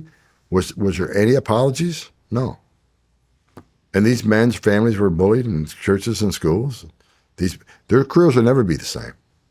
Because now they got a record. And even after the investigation said they didn't whip anybody, they were trying to come up with some charges. Oh, you used a bad word, or you were too aggressive. Because they didn't want to embarrass the president. They had to come up with something. But the union got some good legal support fees, agents. But it was a travesty. Can you imagine being a GS-12 Border Patrol agent and going home that night from work when the President of the United States compared you to racists? Man. I mean, these men and women put their lives on line for this country every day. Look, in my career, I buried Border Patrol agents. I buried ICE agents. The saddest thing I've ever had to do is hand a folded flag to a child or surviving spouse. They tarnished the memory of every agent that made the ultimate sacrifice that day. These men on horseback did a fabulous job and never received an apology after thrown under the bus from the White House podium. Man. Now, President Trump, he's like me. He loves Border Patrol, loves ICE. He has her 6. Doing what we can to support them, but letting them do their jobs is the best morale booster you could ever do. I just told you a few minutes ago, I wake up every day like a kid in a candy shop because we get to do the job that I dealt with for 4 decades and can fix what the mess that Biden made. You think my morale's high? You'll see the morale of the men and women are actually making the difference. The ones that are carrying the badge and gun down there, their morale's at an all-time high. I mean, this just bled into every aspect of law enforcement. I mean, so many friends that left law enforcement over the last 4 years because they were telling me, hey, we'd pick these guys up, we'd pull them over, they'd have drugs in the car, they'd be drunk, they'd be trafficking, whatever the crime was, and if they didn't have proper documentation and they were illegal, then they had to let them go. Look, and so many guys walked off the job just because they weren't able to enforce the law. Is that still happening, or is that finished? There's a morale's all-time high. They're doing their job. President Trump gives them full support to enforce the laws, and they're doing it. Matter of fact, prosecutions right now on the southern border are all-time high. They're just not arresting illegal aliens. They're prosecuting people. They're prosecuting people for illegal entry. They're prosecuting people for a felony reentry after a deportation. They're prosecuting people for entering an army installation. Their prosecutions of smuggling skyrocket. Now we're stepping up prosecutions on the interior. You got a lot of politicians out there, a lot of NGOs who say they're educating illegal aliens to their constitutional rights. You don't have to open the door for ICE. You don't have to answer questions. You don't have to provide documents. And I've been going at this for a couple months now, but what we're doing now, there's 8 U.S.C. 1253. I think that's the site. You cannot hinder your own removal. If you have an order removed from a federal judge and you try to hinder that removal, that is a crime. We're going to start prosecuting if you're for it. So now we'll put you in jail, prosecute, put you out, then we'll deport you. We're not playing games anymore. So we're out there, like I say, sanctuary is hitting them hard, and we're going to hit them harder. We're going to keep coming. The media and these leftist politicians and these activist judges, to this day, I've never seen the activist judges I see right now. When you have a district court judge, if he has a district, putting in nationwide injunctions across the entire nation, what we can and can't do. Every time we make progress, another judge says you can't do it. We're in so much litigation right now. It's incredible. They all want, there's a legal process or due process, but there was no legal process. They ignored the legal process and due process when they entered illegally. They didn't use the legal process then. But all of a sudden now that we're deporting people, where's the legal process? Where's the due process? It's just the amount of lawsuits they've already filed against the administration is just more than the last 10 years combined. It's just incredible. The amount of lawsuits we're facing right now. We'll win them, but it slows us down. And that's what their whole intention, slow us down. Because we don't want to ruin their long-term plans, who these people may be someday. Well, true to Democratic voters. I mean, I've never seen anything like this in my career.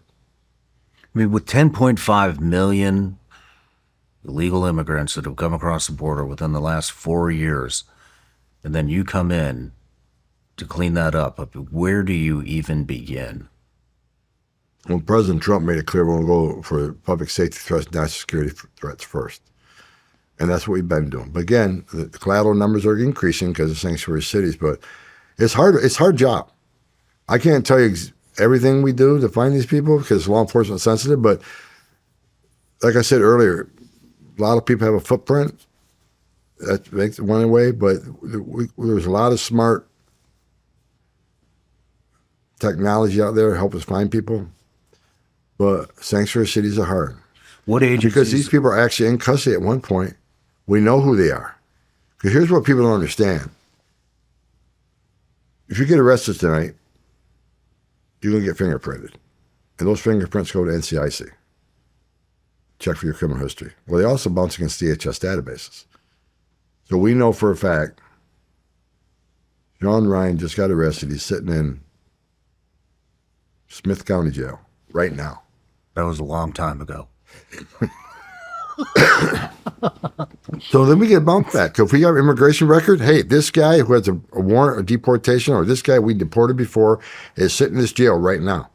So we issue a detainer. Say, hey, we want that guy when you're done with him.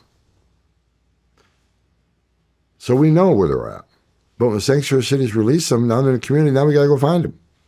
So it's very hard work, but there's a lot of smart technology out there right now to help us find these people. But it's not 100%. I mean, many times, we go out and they move, they change their name, and it's a lot of hard work. But I guess my point is, when people see us out there, we're not sweeping anything. We spend a lot of time and effort looking for these people, and building a file on these people, so we increase the chance that we actually find this guy and arrest him. It's not a simple process. It's a long, drawn out process, but it'd be so much more efficient if you just give us the bad guy in the jail. That will save thousands and thousands of hours of investigative work. It makes the community safer. Releasing a public safety threat back into the public when you don't have to, it's just stupid. It just defies common sense. If you lock them in the jail cell, why not give them to us when you're done with them? And you got sheriffs out there, well, we can't honor detain. We can't hold them for 48 hours on your word because there's some legal precedent that can't be done. If we don't hold them for 40 hours, why don't you call us before you release them? We'll be there. You don't have to hold them a minute past you would normally hold them. Just let us know when you release them, and we'll be there. It's about public safety. And I've called sheriffs out who refuse to cooperate with us. I think they forgot what it's like being a law enforcement officer and became a politician. It's just, Mayor Adams, I beat Mayor Adams up for 3 years. He was a career cop that became a mayor and forgot what it's like to be a cop, and his cops were being beat up by illegal aliens, and he still wasn't assisting with ICE. Then I went up, met with him a few times, through the election process and after the election. And for the first time I sat down, I saw the cop come out of him, and he said, you know what, you're right. Public safety threats, we should be shoulder to shoulder. I need to get you in Rikers Island. So you arrest a bad guy in Rikers Island rather than being released back to the streets of New York. So we got him to the table, he's doing the right thing, and the city council sues him for working with me, or working with ICE. It's just incredible. How many agencies are collaborating with you guys to get this done?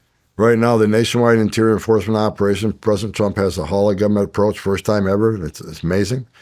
We got ICE, which is HSI and ERO, Enforcement Removal Operations. We got the DEA, you got the FBI, you got ATF, you got the U.S. Marshals, you got the State Department. I think the postal inspectors are coming on, but for sure, it's all the DOJ agencies. And what's great about it, we arrest the illegal alien target and he has dope. DA's right there. You can prosecute him before we deport him. If, he got a gun, you got ATF right there. Prosecute him. Illegal alien possession of a firearm, 922G, felony. Prosecute him. Then we deport him. It's great. Plus they have their own intelligence, right? DEA has numerous investigations that involve foreign nationals. So they're sharing intelligence with us. FBI, same thing, numerous investigations of foreign nationals. All of our intelligence, all our databases collide with one. We all go out there working, and it's been amazing. When the grid fails and no one's coming, you need more than a backup. That's why I want to introduce you to Paladin Power. Most of America's 130-year-old power grid is fragile, outdated, and vulnerable. Paladin Power gives you the ability to operate completely independent of the grid, no matter what happens. Paladin Power builds advanced energy storage solutions, veteran-owned, American-made, and designed to take you off the grid for good. One Paladin unit can run your whole house. HVAC, EV, power tools, everything. Other brands, you need up to 8, 9, or even 10 systems. That's not sustainable or practical. They take up too much space and the costs are outrageous. Paladin's system is smaller, more powerful, and delivers the lowest price per kilowatt hour on the market. It's U.S. made, tariff resilient, warranted for 20 years, and built with modern U.S. manufacturing. Plus, they are actively working to develop a lithium-free, fire-safe system that's years ahead of anything on the market. Head over to paladinpower.com/SRS to learn more. Use code SRS for up to 15% off. That's my code SRS at paladinpower.com/SRS. If you're like me, health and wellness is extremely important to you. But how do you know who to trust when it comes to the supplement industry? We have all these companies, they pop up every other day, they're all selling snake oil. How do you know who to trust?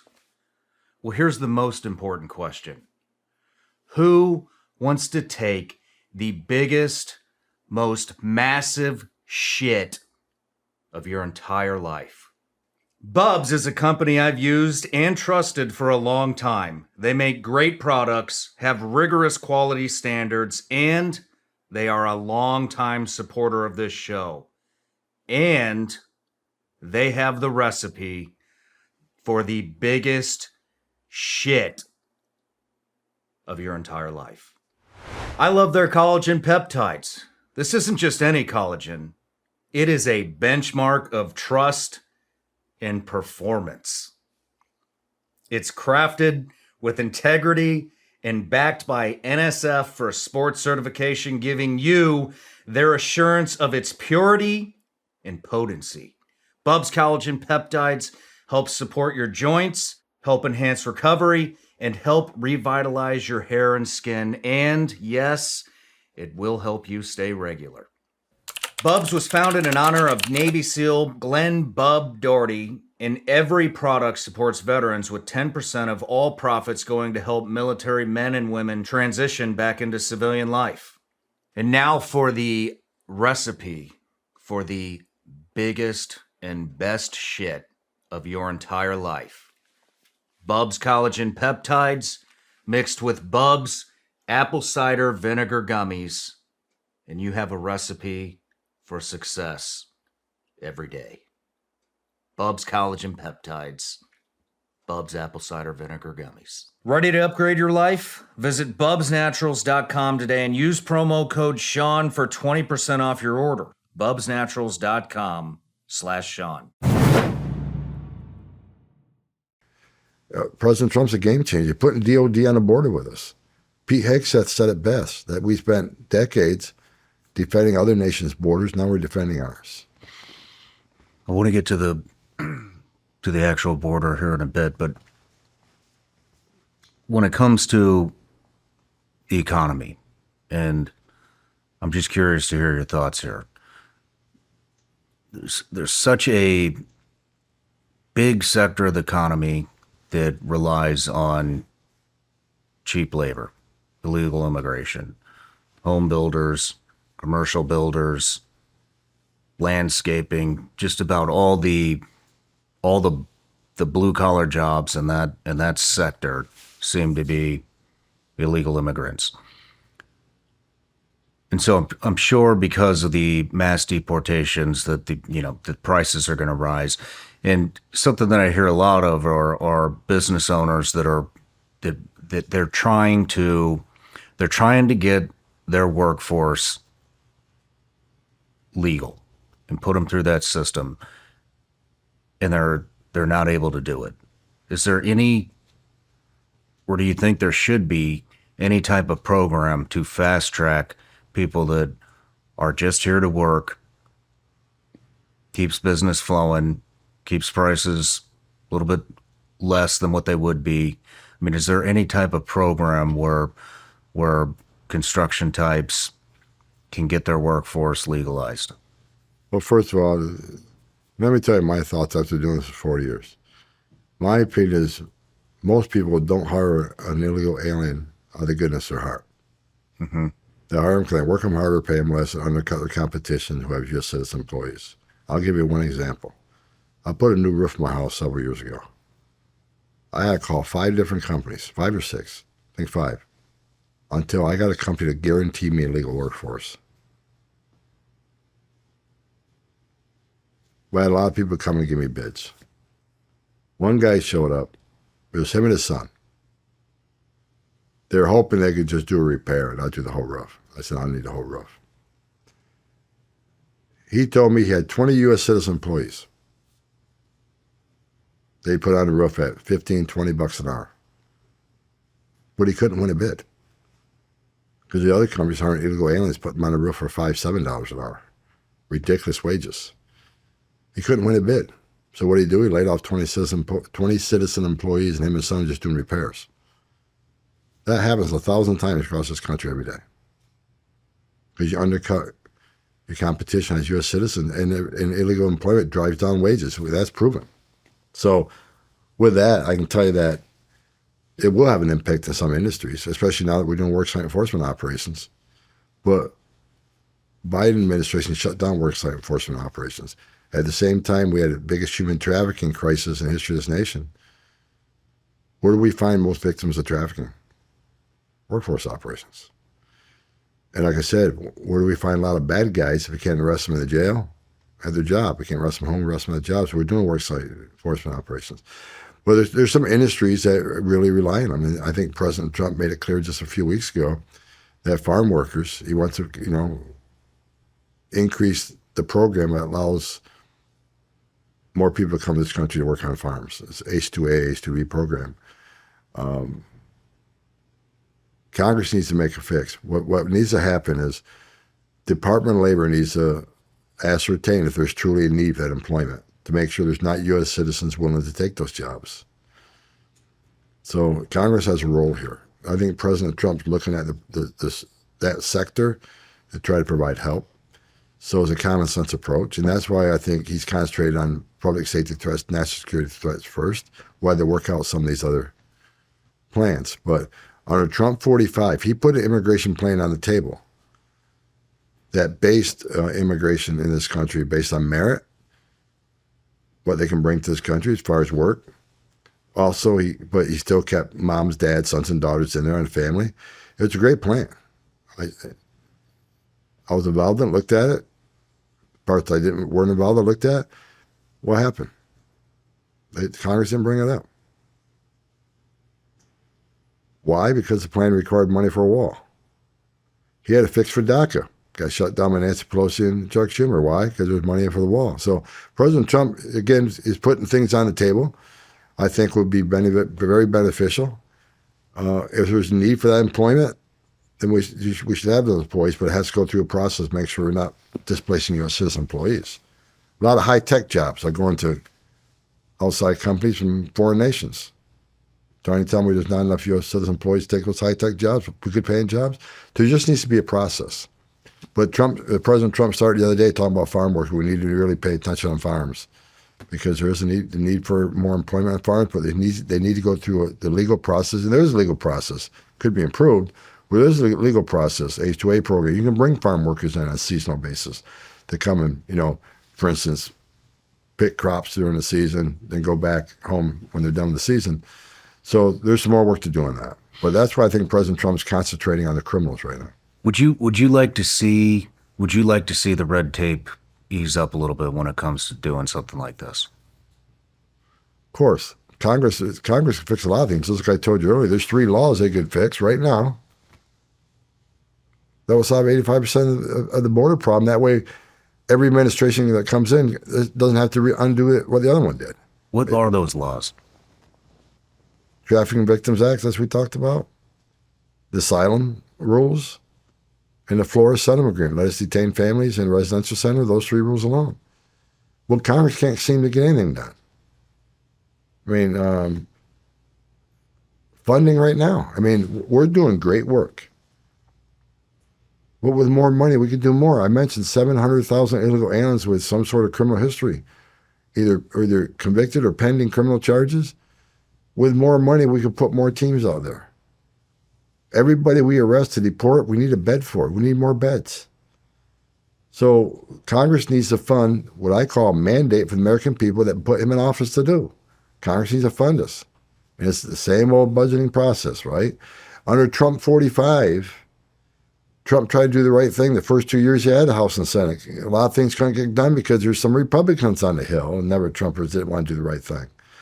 So I don't have a lot of faith in them.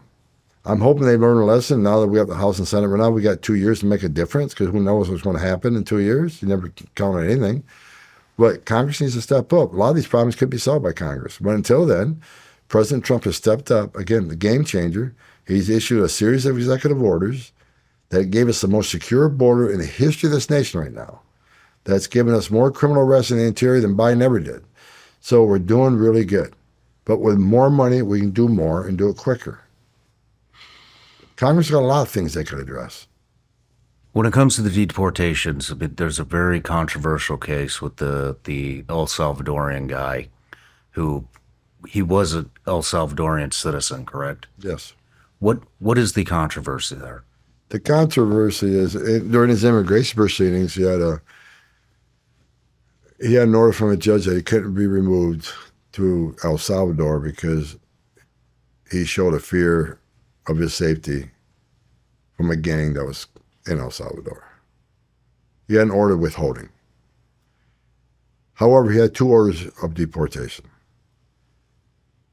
Now, people say it was a mistake. I'd call it maybe an oversight because even though there's withholding order in there, the facts of that withholding order, the facts that justified the withholding order have changed. For instance, that gang he was afraid of no longer exists in El Salvador. Oh, that's interesting. Second thing, because President Bukele, like him or love him, that's one of the safest nations in the region right now. What he did, he obliterated MS-13 in his nation. The second thing that changed, the fact that changed, is now he's a designated terrorist because he's a verified member of MS-13. So things changed since the removal. Number one, now he's a designated terrorist. And 2, the fear he has no longer exists. So, and here's what's going to, here's what the best that could ever happen for him. Let's say he came back. He's going to be immediately detained and deported again. Because he's been ordered deported by 2 different judges. They said he didn't have due process. He's been ordered removed by 2 different judges. He had due process. So, the way I see it, he's home. He's a citizen and national of El Salvador. He is home. And Bukele can do what he wants. Like I won't get in the weeds of, because it's under litigation, but I think we removed the public safety threat, human trafficker, wife beater, designated terrorist from this country. This country's safer because he's no longer here.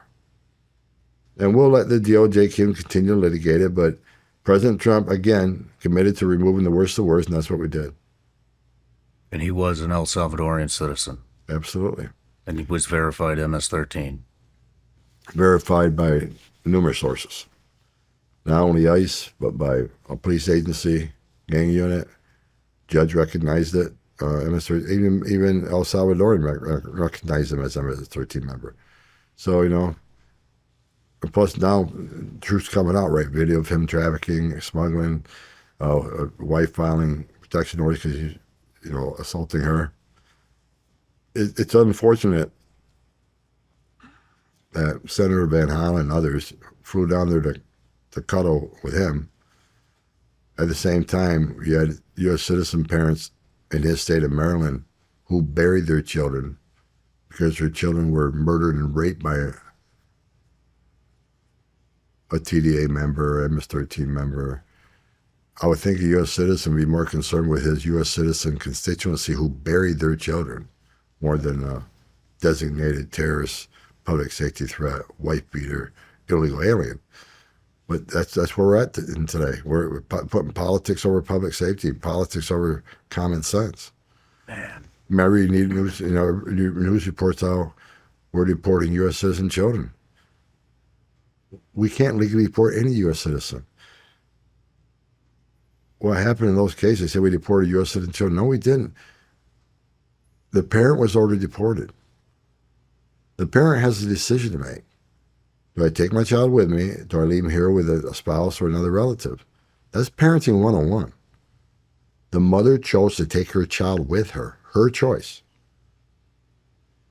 If we didn't do it, then the story would be we're separating families. Mm-hmm. You can't win. Well, You go back to this day, they still, they refer to me as the godfather of family separation, right?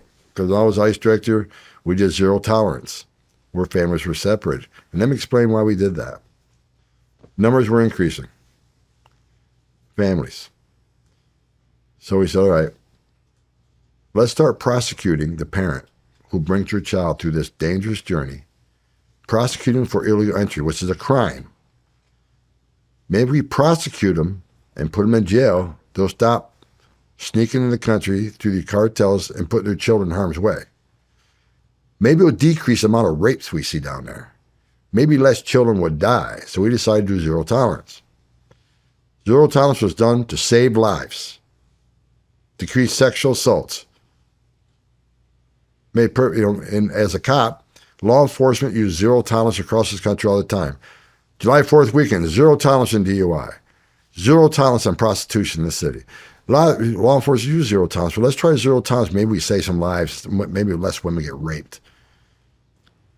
However, when you prosecute that parent, they're going to be separated from the child. The child can't go to jail with a parent. Now, that happens to U.S. citizens' families across this country every day, thousands of times.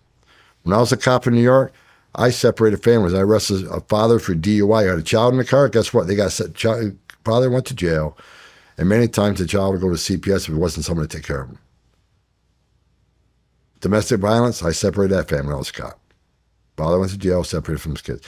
U.S. citizen families get separated every day by law enforcement. It's sad.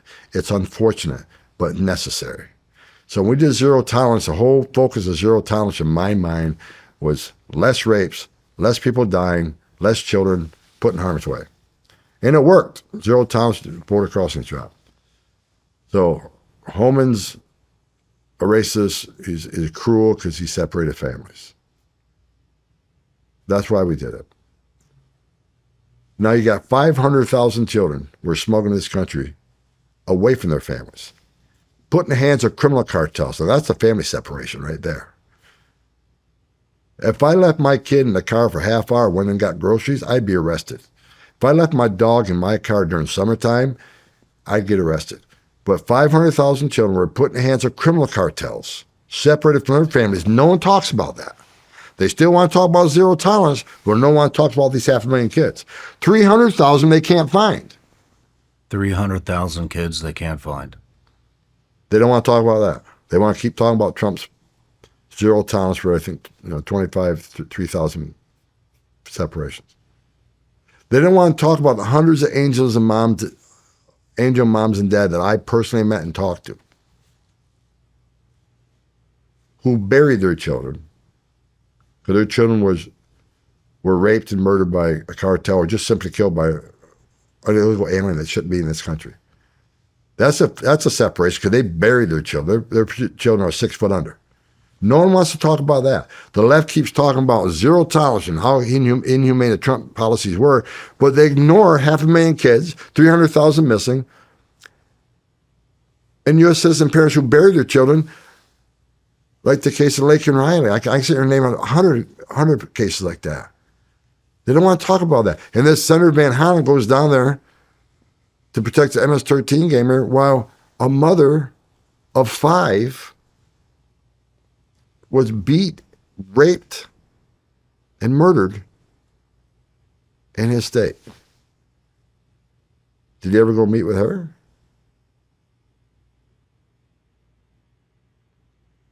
Politics over public safety, politics over common sense.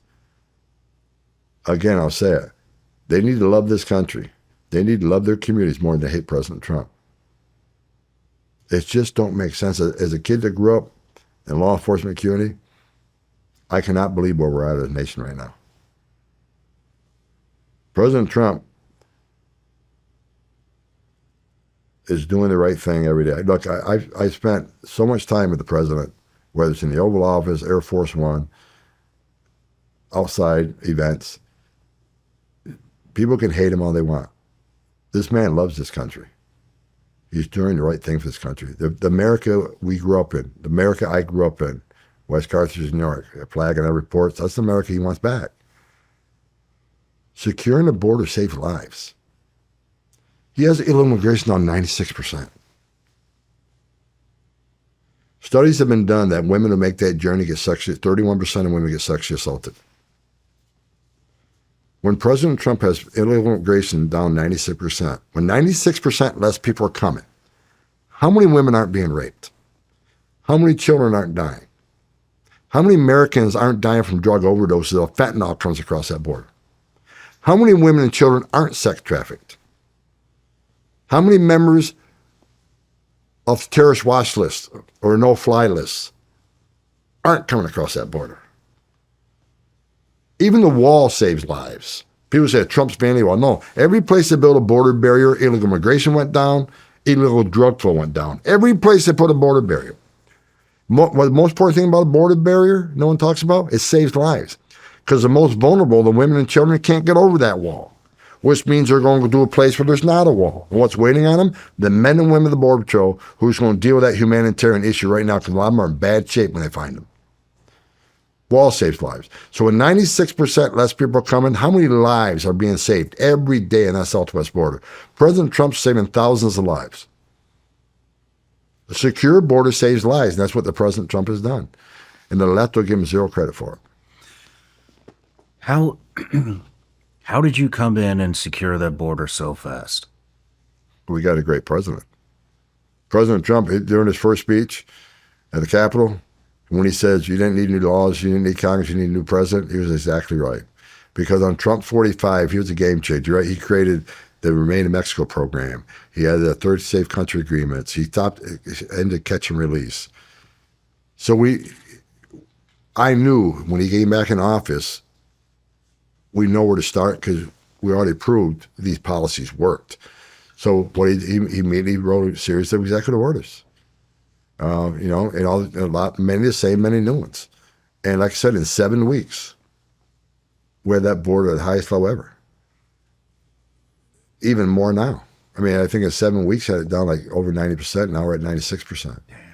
And the numbers are extraordinary because what he came up with in his first administration proved it worked. That's why I pushed back against the bill that the Congress had. They said that President Trump didn't want the border bill signed because he wanted this to be an election issue. That is such bullshit.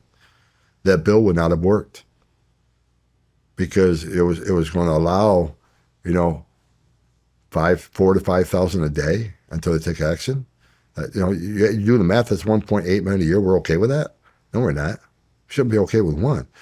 And then to address the sex trafficking or the child trafficking, the bill was terrible.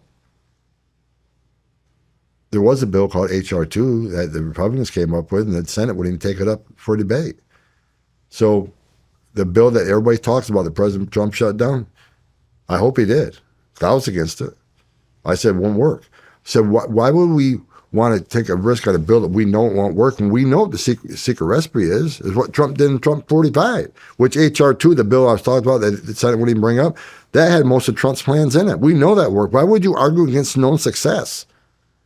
Well, here's what they did. They put this terrible bill up, had a couple of people in the Republican Party support it for reasons I don't understand, because they thought something was better than nothing, maybe. But they came up with the bill, the last of the administration, trying to show they cared about the border.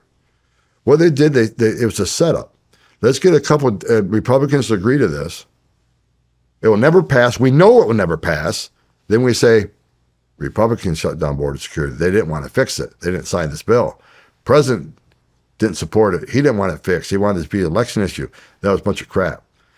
The bill wouldn't have worked. It would have made things worse. And I've done this I've done it longer than anybody up on the Hill that was involved in writing this bill has been involved.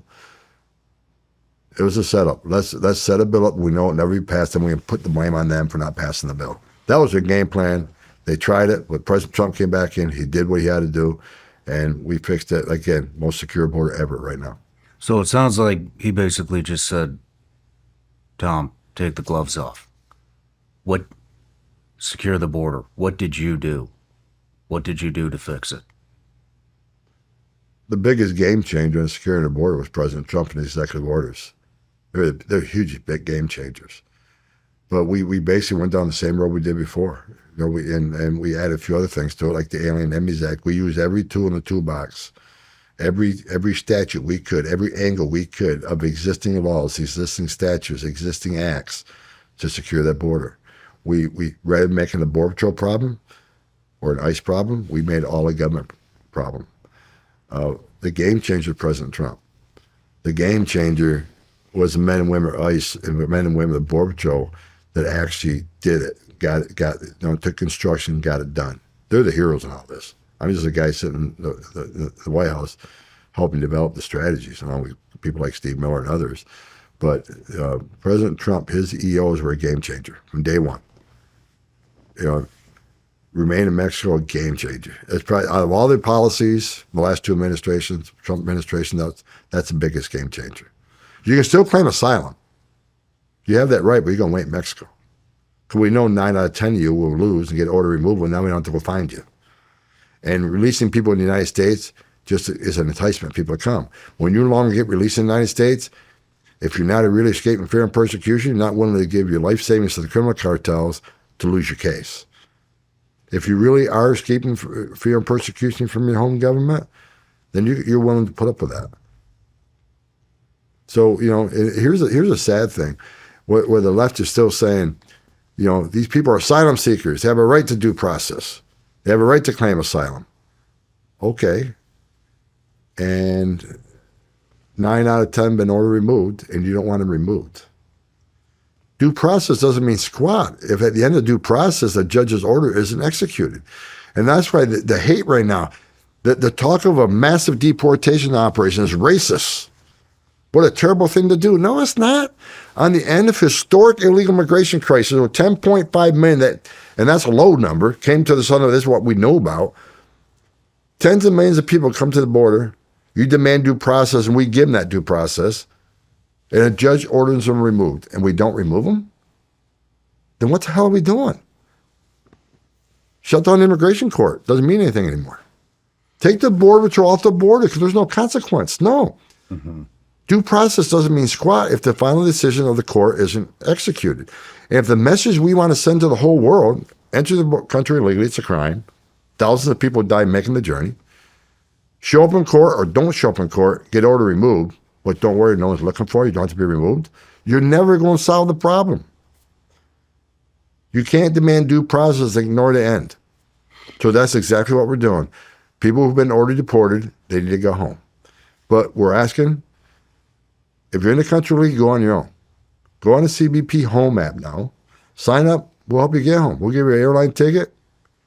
Put some cash in your pocket. Go home. It'll be a huge cost savings to American taxpayers.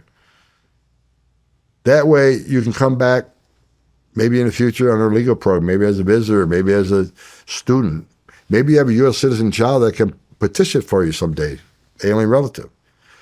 But if we have to go search for you and go through the whole process, having you formally deported, there's certain bars placed on you statutorily. Anywhere from 5 to 20 years, you can't come back. Leave on your own. Get your affairs in order, work with ICE, and leave on your own. And that's what President Trump, you know, how is that inhumane? President Trump's offering different ways to get this done. But the answer is you can't stay here if you're in the country illegally. You've had your due process. It's time to leave. We can't send a message that our process means nothing, our laws mean nothing. I would imagine you're getting a lot of pushback from cartels. I mean, I get a lot of very much disrupting their financials with human trafficking, with drug trafficking, with anything else that's coming in. I mean, what kind of hurdles are you facing from cartels down there? Well, the cartels are trying to, you know, they're going to change their method of operating. They want to get their product in here somehow. So I said earlier, you know, maritime's increasing. There's going to be tunnels. They'll come through Canada. You know, again, we're on top of it. I think that's why President Trump is forcing Canada to do more to secure their southern border, our northern border, and they're stepping up in some ways. The president wants more out of them, but addressing how the cartels change their method of operation, it's important. Are you seeing a lot of drone activity with product Yes. coming over? Yeah. How are you Drone guys? activity is picking up, and there's a lot of technology. DoD has some great technology, along with there's a lot of companies out there at the table now with great drone technology to address that threat. There was some intelligence reports saying they're going to deliver explosives and drones and try to harm us. If that was ever to happen, all hell's going to break loose. Because President Trump will not tolerate it. Are you I guys? said from day one, he will wipe them off the face of the earth, and he will. He's already trying to talk to Mexico. Let's take the cartels out together. I think you and I both know it's going to take the United States. It's going to take this country, whether special forces or intelligence or special, whatever it is. They're not going to do it without. They can't. Mexico has failed for decades to take out the cartels. It's going to take leadership from the United States. I hope Mexico comes to the table, and because President Trump wants to wipe them off the face of the earth like he did the Caliphate. I mean, he wants to do the right thing. I hope Mexico steps up and lets us do it, because that's the only way it's going to get done, in my opinion. Are you guys utilizing companies? Are you familiar with Epirus? No, I'm not. Epirus is that anti-drone. I can tell you that numerous drone operators have contacted me about helping on the border, and I send them over to CBP, Custom Border Operations. I don't deal with contracts, but I send them over to the right people. I know they talk to a lot of people. They got some great technology down there now. Again, as we get more budget from Congress, we can do more of that. But there's a lot of great companies out there that has great technology. I've said it from day one. We could not do what we do as a whole, the government, without smart contract personnel. It's like our detention operations. Our contract companies do it better than we've ever done it. They do it cheaper, they do it better. Those ice districts, my most expensive beds were the ones that we owned. Federal government does anything very cheap. So there's a lot of smart companies out there coming to the table. Of course, the left will say, well, they're prisons for hire, prisons for profit. There isn't a company out there that doesn't work for the government for a profit. I mean, if that's the case, then shut down McDonnell Douglas. Every company makes a profit dealing with the United States, but they provide a service we need. But I can tell you, there's a lot of high-tech companies. It seems like technology improves every other month. Great drone technology, great tunnel technology, helping us find people that don't want to be found. Great AI-generated stuff. There's a lot of stuff out there that a lot of companies are coming to the table wanting to help. So, and we welcome all of it. Yeah, I mean, like just Epirus, for example. I mean, it's a directed EMP pulse that takes 100 drones out at once if Cartel were to utilize that. And so I was just wondering if you're implementing that technology along the border, unmanned vehicles, the Epirus energy wave weapon to take out drones, all that kind of stuff. How is DoD integrating with Border Patrol on the border? It's been fantastic. They're doing a lot of intelligence backing for us. They do a lot of things that doesn't require immigration authority, a badge and gun. We've done 287G with National Guard on the interior.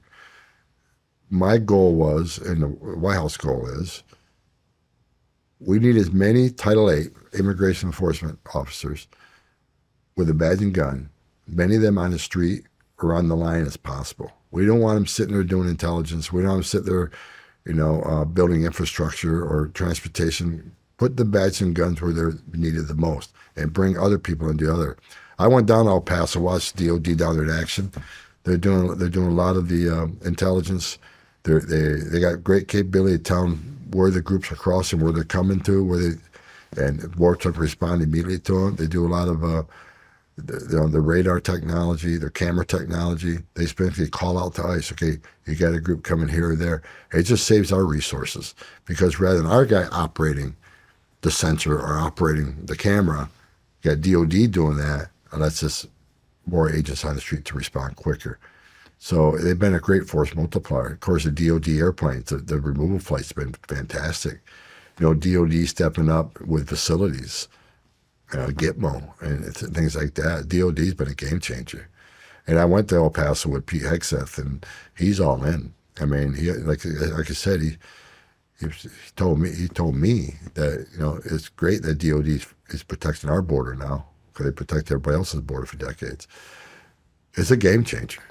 When I go on the streets with ICE and I go to raids, 'cause I like to get out there, I miss it, so I go out there to raids once in a while, and rather than just seeing a jacket says ICE, I see a jacket say ATF, DEA, FBI, State Department. Everybody's US working Marshals. together. And President Trump this time came back stronger and harder, and I think that's why we had the greatest success right now, because he brought all of government. Because again, I think the overarching principle here, you can't have strong national security if you don't have strong border security.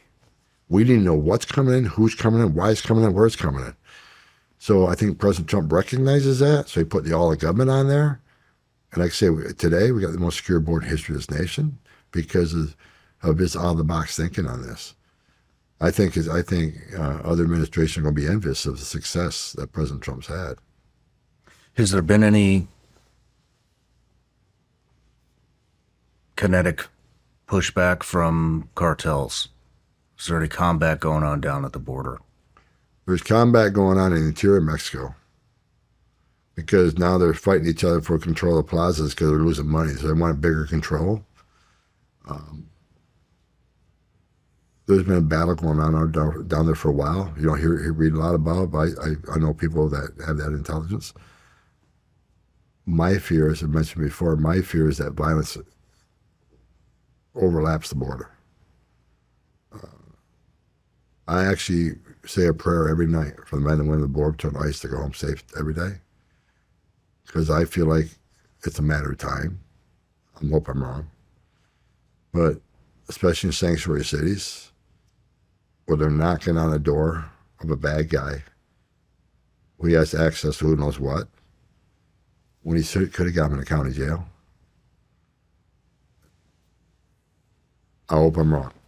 But the odds of us doing this for 4 years with nobody being harmed concerns me. Our officers are at great risk because we are prioritizing the worst of the worst. And so many criminals came in under Biden. So many public safety threats, national security threats. I mean, our agents are being doxxed. Pictures and home addresses being put out there. Man. I get doxxed every day. I mean, I'm used to it, but I had 1,000 protesters on my home the other day. 1,000.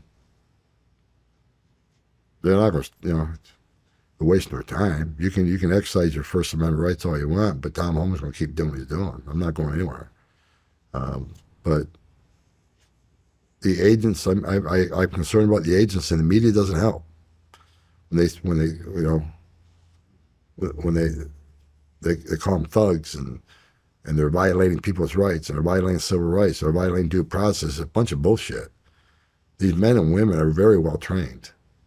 And as one stepped on line once in a while, yeah, you got bad dentists, you got bad doctors, you got bad lawyers, and I'm sure we have some bad officers that here and there, but 99% of these men and women, strap a gun to a hip every day, put a Kevlar vest on, and they don't make a lot of money. And they get vilified, just like the Horse Patrol did. They don't deserve that. Mm-hmm. And, but they got a president now, rather than sitting at the White House podium and vilifying them for something they didn't do, you got a president that has her six. How is it working with the Mexican government? Are they on board? Are they helping at all? Mexico stepped up. I mean, they put military on their border. They've agreed to remain in Mexico and stage progress. We got a tough president. He's not going to take no for an answer. It's against the law in Mexico to traffic in women and children. They need to prosecute it.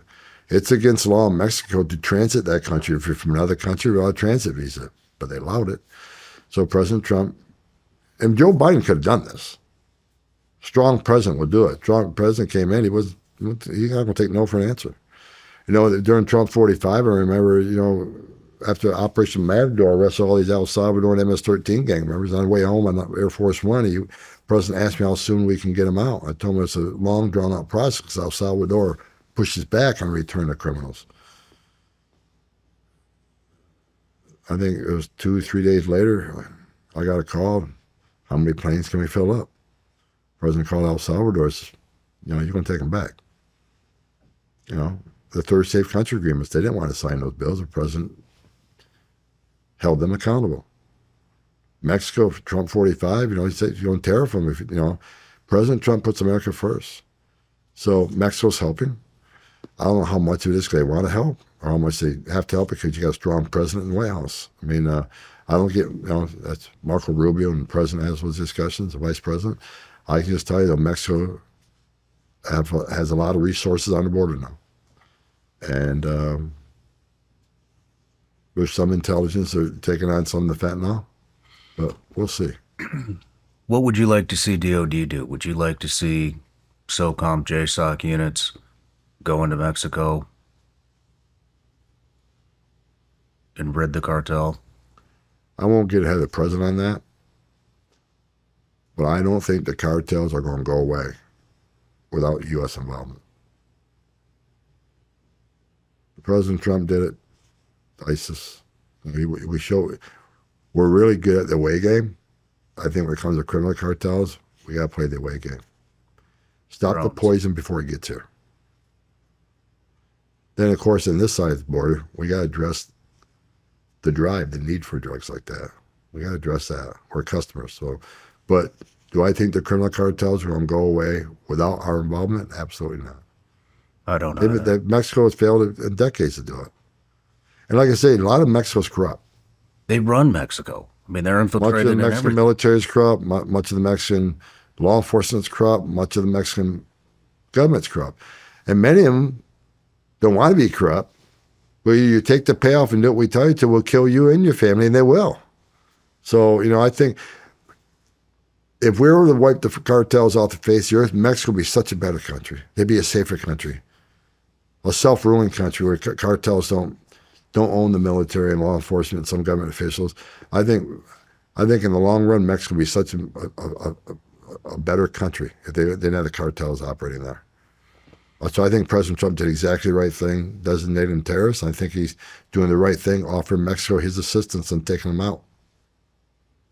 Do you think we'll see any action in the next 3.5 years?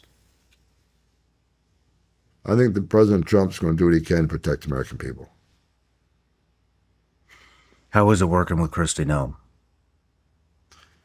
Kristi Noem's come to the table. I mean, she's done more. I see her out there an awful lot. She's done more enforcement actions than Mayorkas did in 4 years. So she's out there. I saw her out there the other day taking on Governor Pritzker, which should have been taken care of. But she's out there working. I saw her doing ride-alongs with ICE and Border Patrol and Coast Guard. So she's out there with the men and women on the front line, which I think's great. I think it shows men and women that she's supporting them. Of course, now she's being vilified, right? She's being attacked. I watched her hearing the other day. I thought she did great. But they want to attack anything to do with immigration enforcement, anything to do with deportations. They're going to continue to attack and attack and attack. But again, we all expected that. The media is saying that you're deporting U.S. citizens. Is there any truth to that? No. It's illegal to deport U.S. citizens. We simply allow illegal alien parents to be deported if they want to take their child with them who may have been born here. That's their decision. They can leave them here or take them with them. I mean, that's parenting 101. And like I said, you know, if we didn't allow the mother to take her child with her, then immediately be saying, Trump administration is separating families again. We're trying to keep families together. I said it during the interview before the election. I was asked that question. How do you do a mass deportation operation while separating families? I said, deport the family together. If you're in this country illegally, and you know you're in the country illegally, and you choose to have a child here who's going to be a U.S. citizen based on that, you put yourself in that position. Not Tom Homan, not President Trump, not the Trump administration. You made that decision to have a child while you're here, knowing you're in the country illegally and you most likely will be deported. That's on you. So when that parent gets ordered deported, they have a choice to make. They made a choice about having the child here. Now you need to make a choice. Take the child with you as a parent, or leave him here with the other parent, or leave him here with a relative. That is your call. So it's parenting 101. Let the parent make the decision. But for those that vilify us, no, they put themselves in that position. Now they got to deal with it. But where'd they even come up with this shit? Are they just making stories up in thin air? Well, they say because U.S. citizen children want their parents, we deported children. Absolutely not reported children. And others saying, well, the child wasn't given due process. What do you mean due process? They're an infant. The mother says, my infant goes with me. Who's going to disagree with that? She's the mother. So, you know, like I say, the last administration wanted to attack zero tolerance, separating families. This time we're trying to keep families together. We can't do that either. I mean, we're doing the right thing. Parenting 101. I mean, again, if we send a message, you can enter the country legally, you get an order removed, don't leave. Hide out for a few years, have a U.S. citizen child, and guess what? Now you're immune.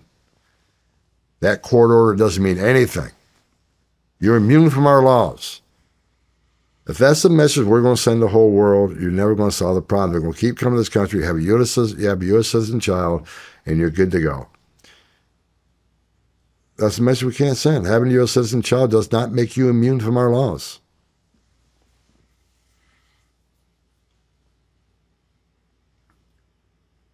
Where do you go from here?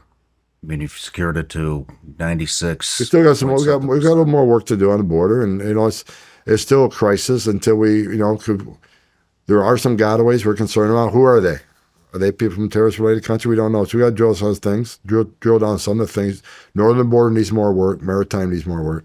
But right now, we got the most secure border in the history of the nation right now. So we got some more work to do. We got to play the way game more. We need to address the cartels outside this country who traffic people from all the world. We got to shut them down. So we got to play the way game.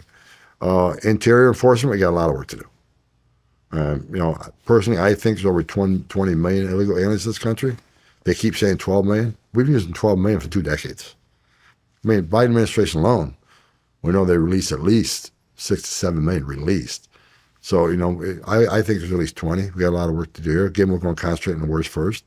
But just because, let me make this clear, just because we're concentrating on the worst first doesn't mean we ignore everybody else. Mm-hmm. You know, I may prioritize my family life over my work life. I don't forget about my work life. If you're in the country legally, you got a problem. You're not off the table. But we're going to do this wise. We're going to do it a smart way. Once the public safety threats and national security threats, they're the biggest danger of the community, so of course they have to go first. So we got more interior enforcement work to do. We need to shut down sanctuary cities. Sanctuary cities should be illegal. And I think we got the right people in place now with this administration and Pam Bondi and others. They will take sanctuary cities to task, take them to court. We got to shut down progressive judges who simply are ignoring the law and trying to stop us from doing what we're doing. I think we'll win these cases when they get to higher courts, but it's going to take a long time. Will we see a completion to the wall that was? We're already rebuilding the wall. Again, the more money we have, the more wall we can do. So, again, we need Congress to fund us. The more money we have, the more we can do. Where are the strategic locations where you would start with the wall? The Border has a strategic plan based on the crossings, based on where they think where traffic has historically come and where they're seeing now, what the fuel coming across. That plan changes all the time based on intelligence, based on what they're finding out down south. So that changes all the time. But Border Patrol, they just don't put a wall up here because it's cheaper. They don't put a wall up here because someone wants a wall there. Border Patrol actually has a strategic plan built on intelligence and crossings, information from the smuggling cartels about where their activities are switching to. Then they'll place a wall where it makes the most sense. I don't want to give specifics because that specifics will change next month. Gotcha. Well, there's places where the wall can't be built, right? Like in the national parks, where we need more technology there because you can't build a wall like this. There are some areas where there's natural cliffs. Well, that's where you put anti-drone technology and more technology. What the Biden administration did when they stopped building the wall, even some of the wall that was built, they wouldn't even finish the technology inside that wall, smart technology that allowed agents to communicate, allows agents to run quick records checks. You approach that wall, you dig under the wall, you climb that wall, well, no. There's a lot of technology in that wall. They stopped the technology in that wall. There's places on the border, agents can't talk to one another. So not only we got to finish technology in some of the existing wall, but we're building more smart wall. Smart walls, it's a wall system. It's just not a wall. There's a lot of technology in that wall. You got access to that wall, pathways, so agents can respond quickly. So there's a lot to it, but we're already starting to rebuild it. We're also putting, I think, we're already doing 75 miles of buoy barriers in the river, which are very effective. What are those? They're buoys that float in the middle of the Rio Grande, and almost impossible to get over. And underneath it, there's a fencing underneath it goes all the way to the soil. They're a game changer. On Trump 45, we looked at that technology. We liked it. Of course, then the election happened, never happened. But now I think they're putting 75 miles of it and more. And that's right on the water. So people stop. They see the barrier. Most will not attempt to cross, which means less drowned. A lot of people drown in that river every year. So when they see that barrier, it saves lives. And less people want to take that barrier on. I mean, a lot of illegal aliens die in that river. People think that river doesn't have a current. You're wrong. Hundreds of people die in that river every year. Not now, because the border's secure. Well, the Trump administration, they not only you see people drown, they find dead bodies all the time. People just die crossing the river. A lot of people can't swim. What is it's just a personal question, BORTAC? I've heard a lot about it. Can't get anybody to talk about it. Seems like they're extremely well trained, almost like a JSOC unit. What is the mission of BORTAC? They're kind of the Border Patrol SWAT team. They're badass. That's what I hear. Those guys are good. I mean, I was never in BORTAC when I was in Border Patrol. I wasn't good enough. I mean, these guys are well trained, great shots, they're great with a firearm. Now they're into rappelling and jumping on an airplane with a parachute. I mean, these guys have increased their training. They're incredible. Is it within the U.S. border they operate, or do they go into Mexico too? They don't operate within Mexico, where they do operate on the border in the interior. In my home state, New York, a couple of prisoners escaped from Dannemora State Prison. They looked for them for a long time, couldn't find them. They brought BORTAC in there.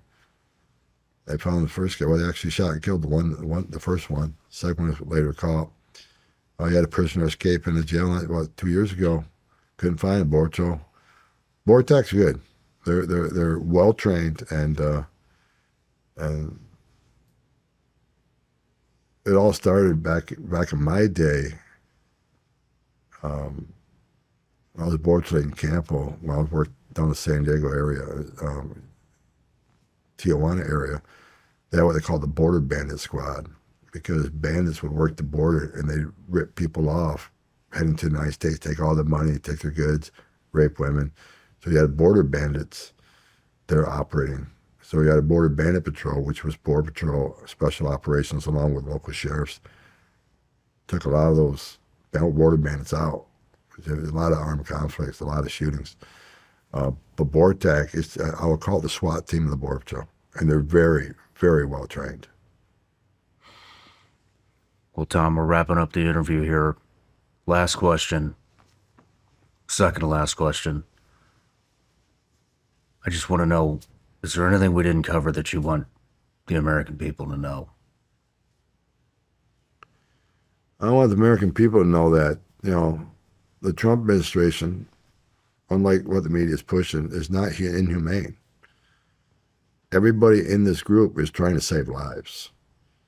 As I said earlier, secure border saves lives. We're looking for 300,000 children the Biden administration released to the country to sponsor them weren't properly vetted. Everybody in this program right now knows what it's like. to see children in forced sex trafficking or forced labor. I've seen a lot of tragedy in my life. And I'm simply trying to prevent as much of that tragedy as possible. And a secure border saves lives. I get called a lot of names. I don't care. I don't give a shit what people think about me. I don't. As long as my family, my Lord and Savior, think I'm doing the right thing, then I'm good. The hate doesn't mean anything. The protesters, I love them. That means my message is getting out. That means you're over the target. We're saving lives every day. Secure border saves lives. Illegal migration is not a victim's crime. People, you see an illegal alien, you say, okay, well, here he's making a better life for himself and his family. He's working maybe in a restaurant or something. But you don't understand the whole ugly underbelly, what happens with these criminal cartels, what happens on that border. Illegal immigration is not a victim's crime. The system needs to be fixed. But until then, we can't allow people to come into this country unvetted. We can't allow the border to be a crime zone for 2,000 miles. You just can't allow that. A lot of bad things happen on that border. A lot of bad things come across that border. And what the Trump administration, I'm proud to say, again, I'll say 1,000 times a day, the most secure border in the history of the nation today, because of the leadership of President Trump and the men and women wearing that uniform. Man, that's good to hear. So I would like to, I've been all these stories about Border Patrol ICE agent, for your viewers. If you see a Border Patrol agent, tell them thank you. Because they're getting vilified every day by the media. ICE agents, they're getting vilified. Death threats are outrageous. Just give them a thank you. Because they really are. 2 o'clock, 3 o'clock this morning, you're going to be laying in bed. I'm going to be laying in bed. Hopefully we'll be sleeping next to our loved one.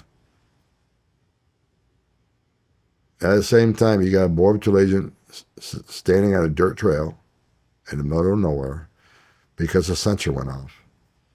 So something's coming north on that dirt trail.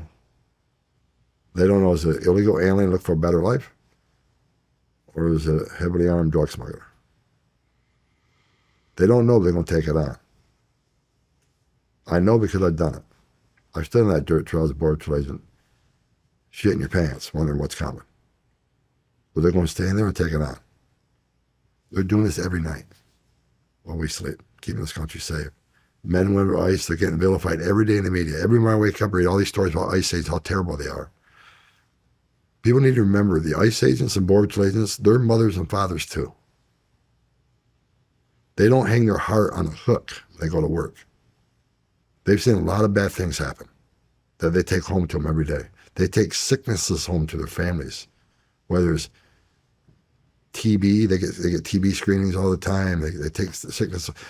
These men in the Border Patrol, they actually bring toys from their families to bring them to children to play with while they're in the facilities. They really do care. They really do have a great heart. In the last 4 years on Biden administration, the record amount of Border Patrols that committed suicide was highest ever. Had over 40, I believe.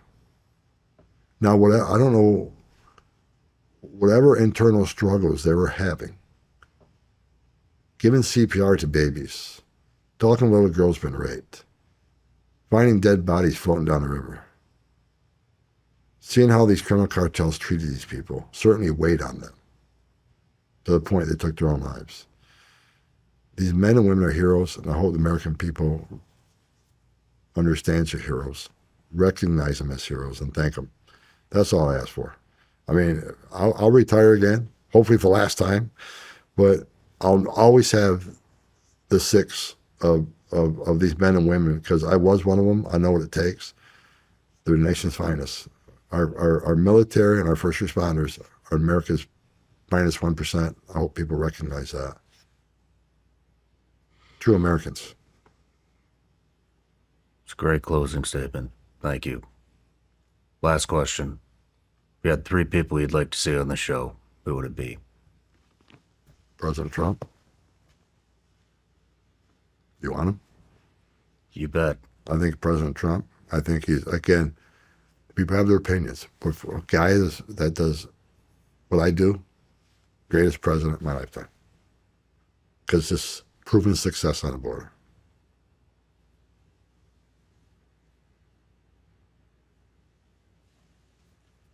John Roberts.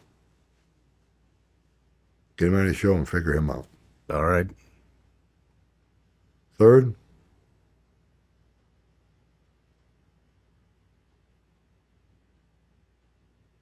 I was going to say Cash. We already had him.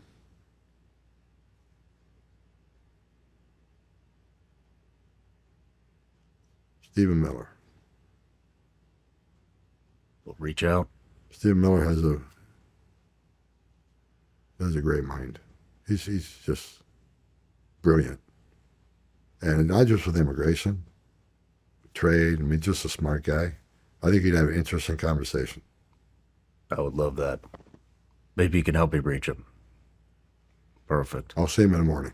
All right. Well, Tom, I just want to say it was an honor to interview you. And Pete Hegseth, number 4.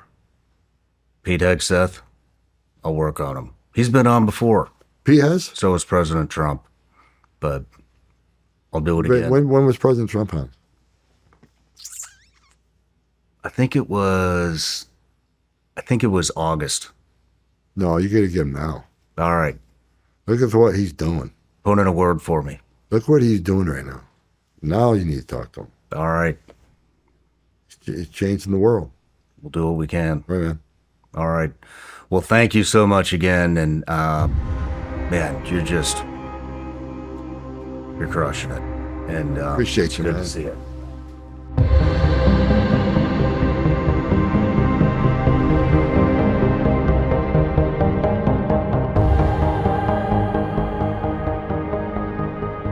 No matter where you're watching Shawn Ryan Show from, if you get anything out of this, please like, comment, subscribe, and most importantly, share this everywhere you possibly can. And if you're feeling extra generous, please leave us a review on Apple and Spotify podcasts.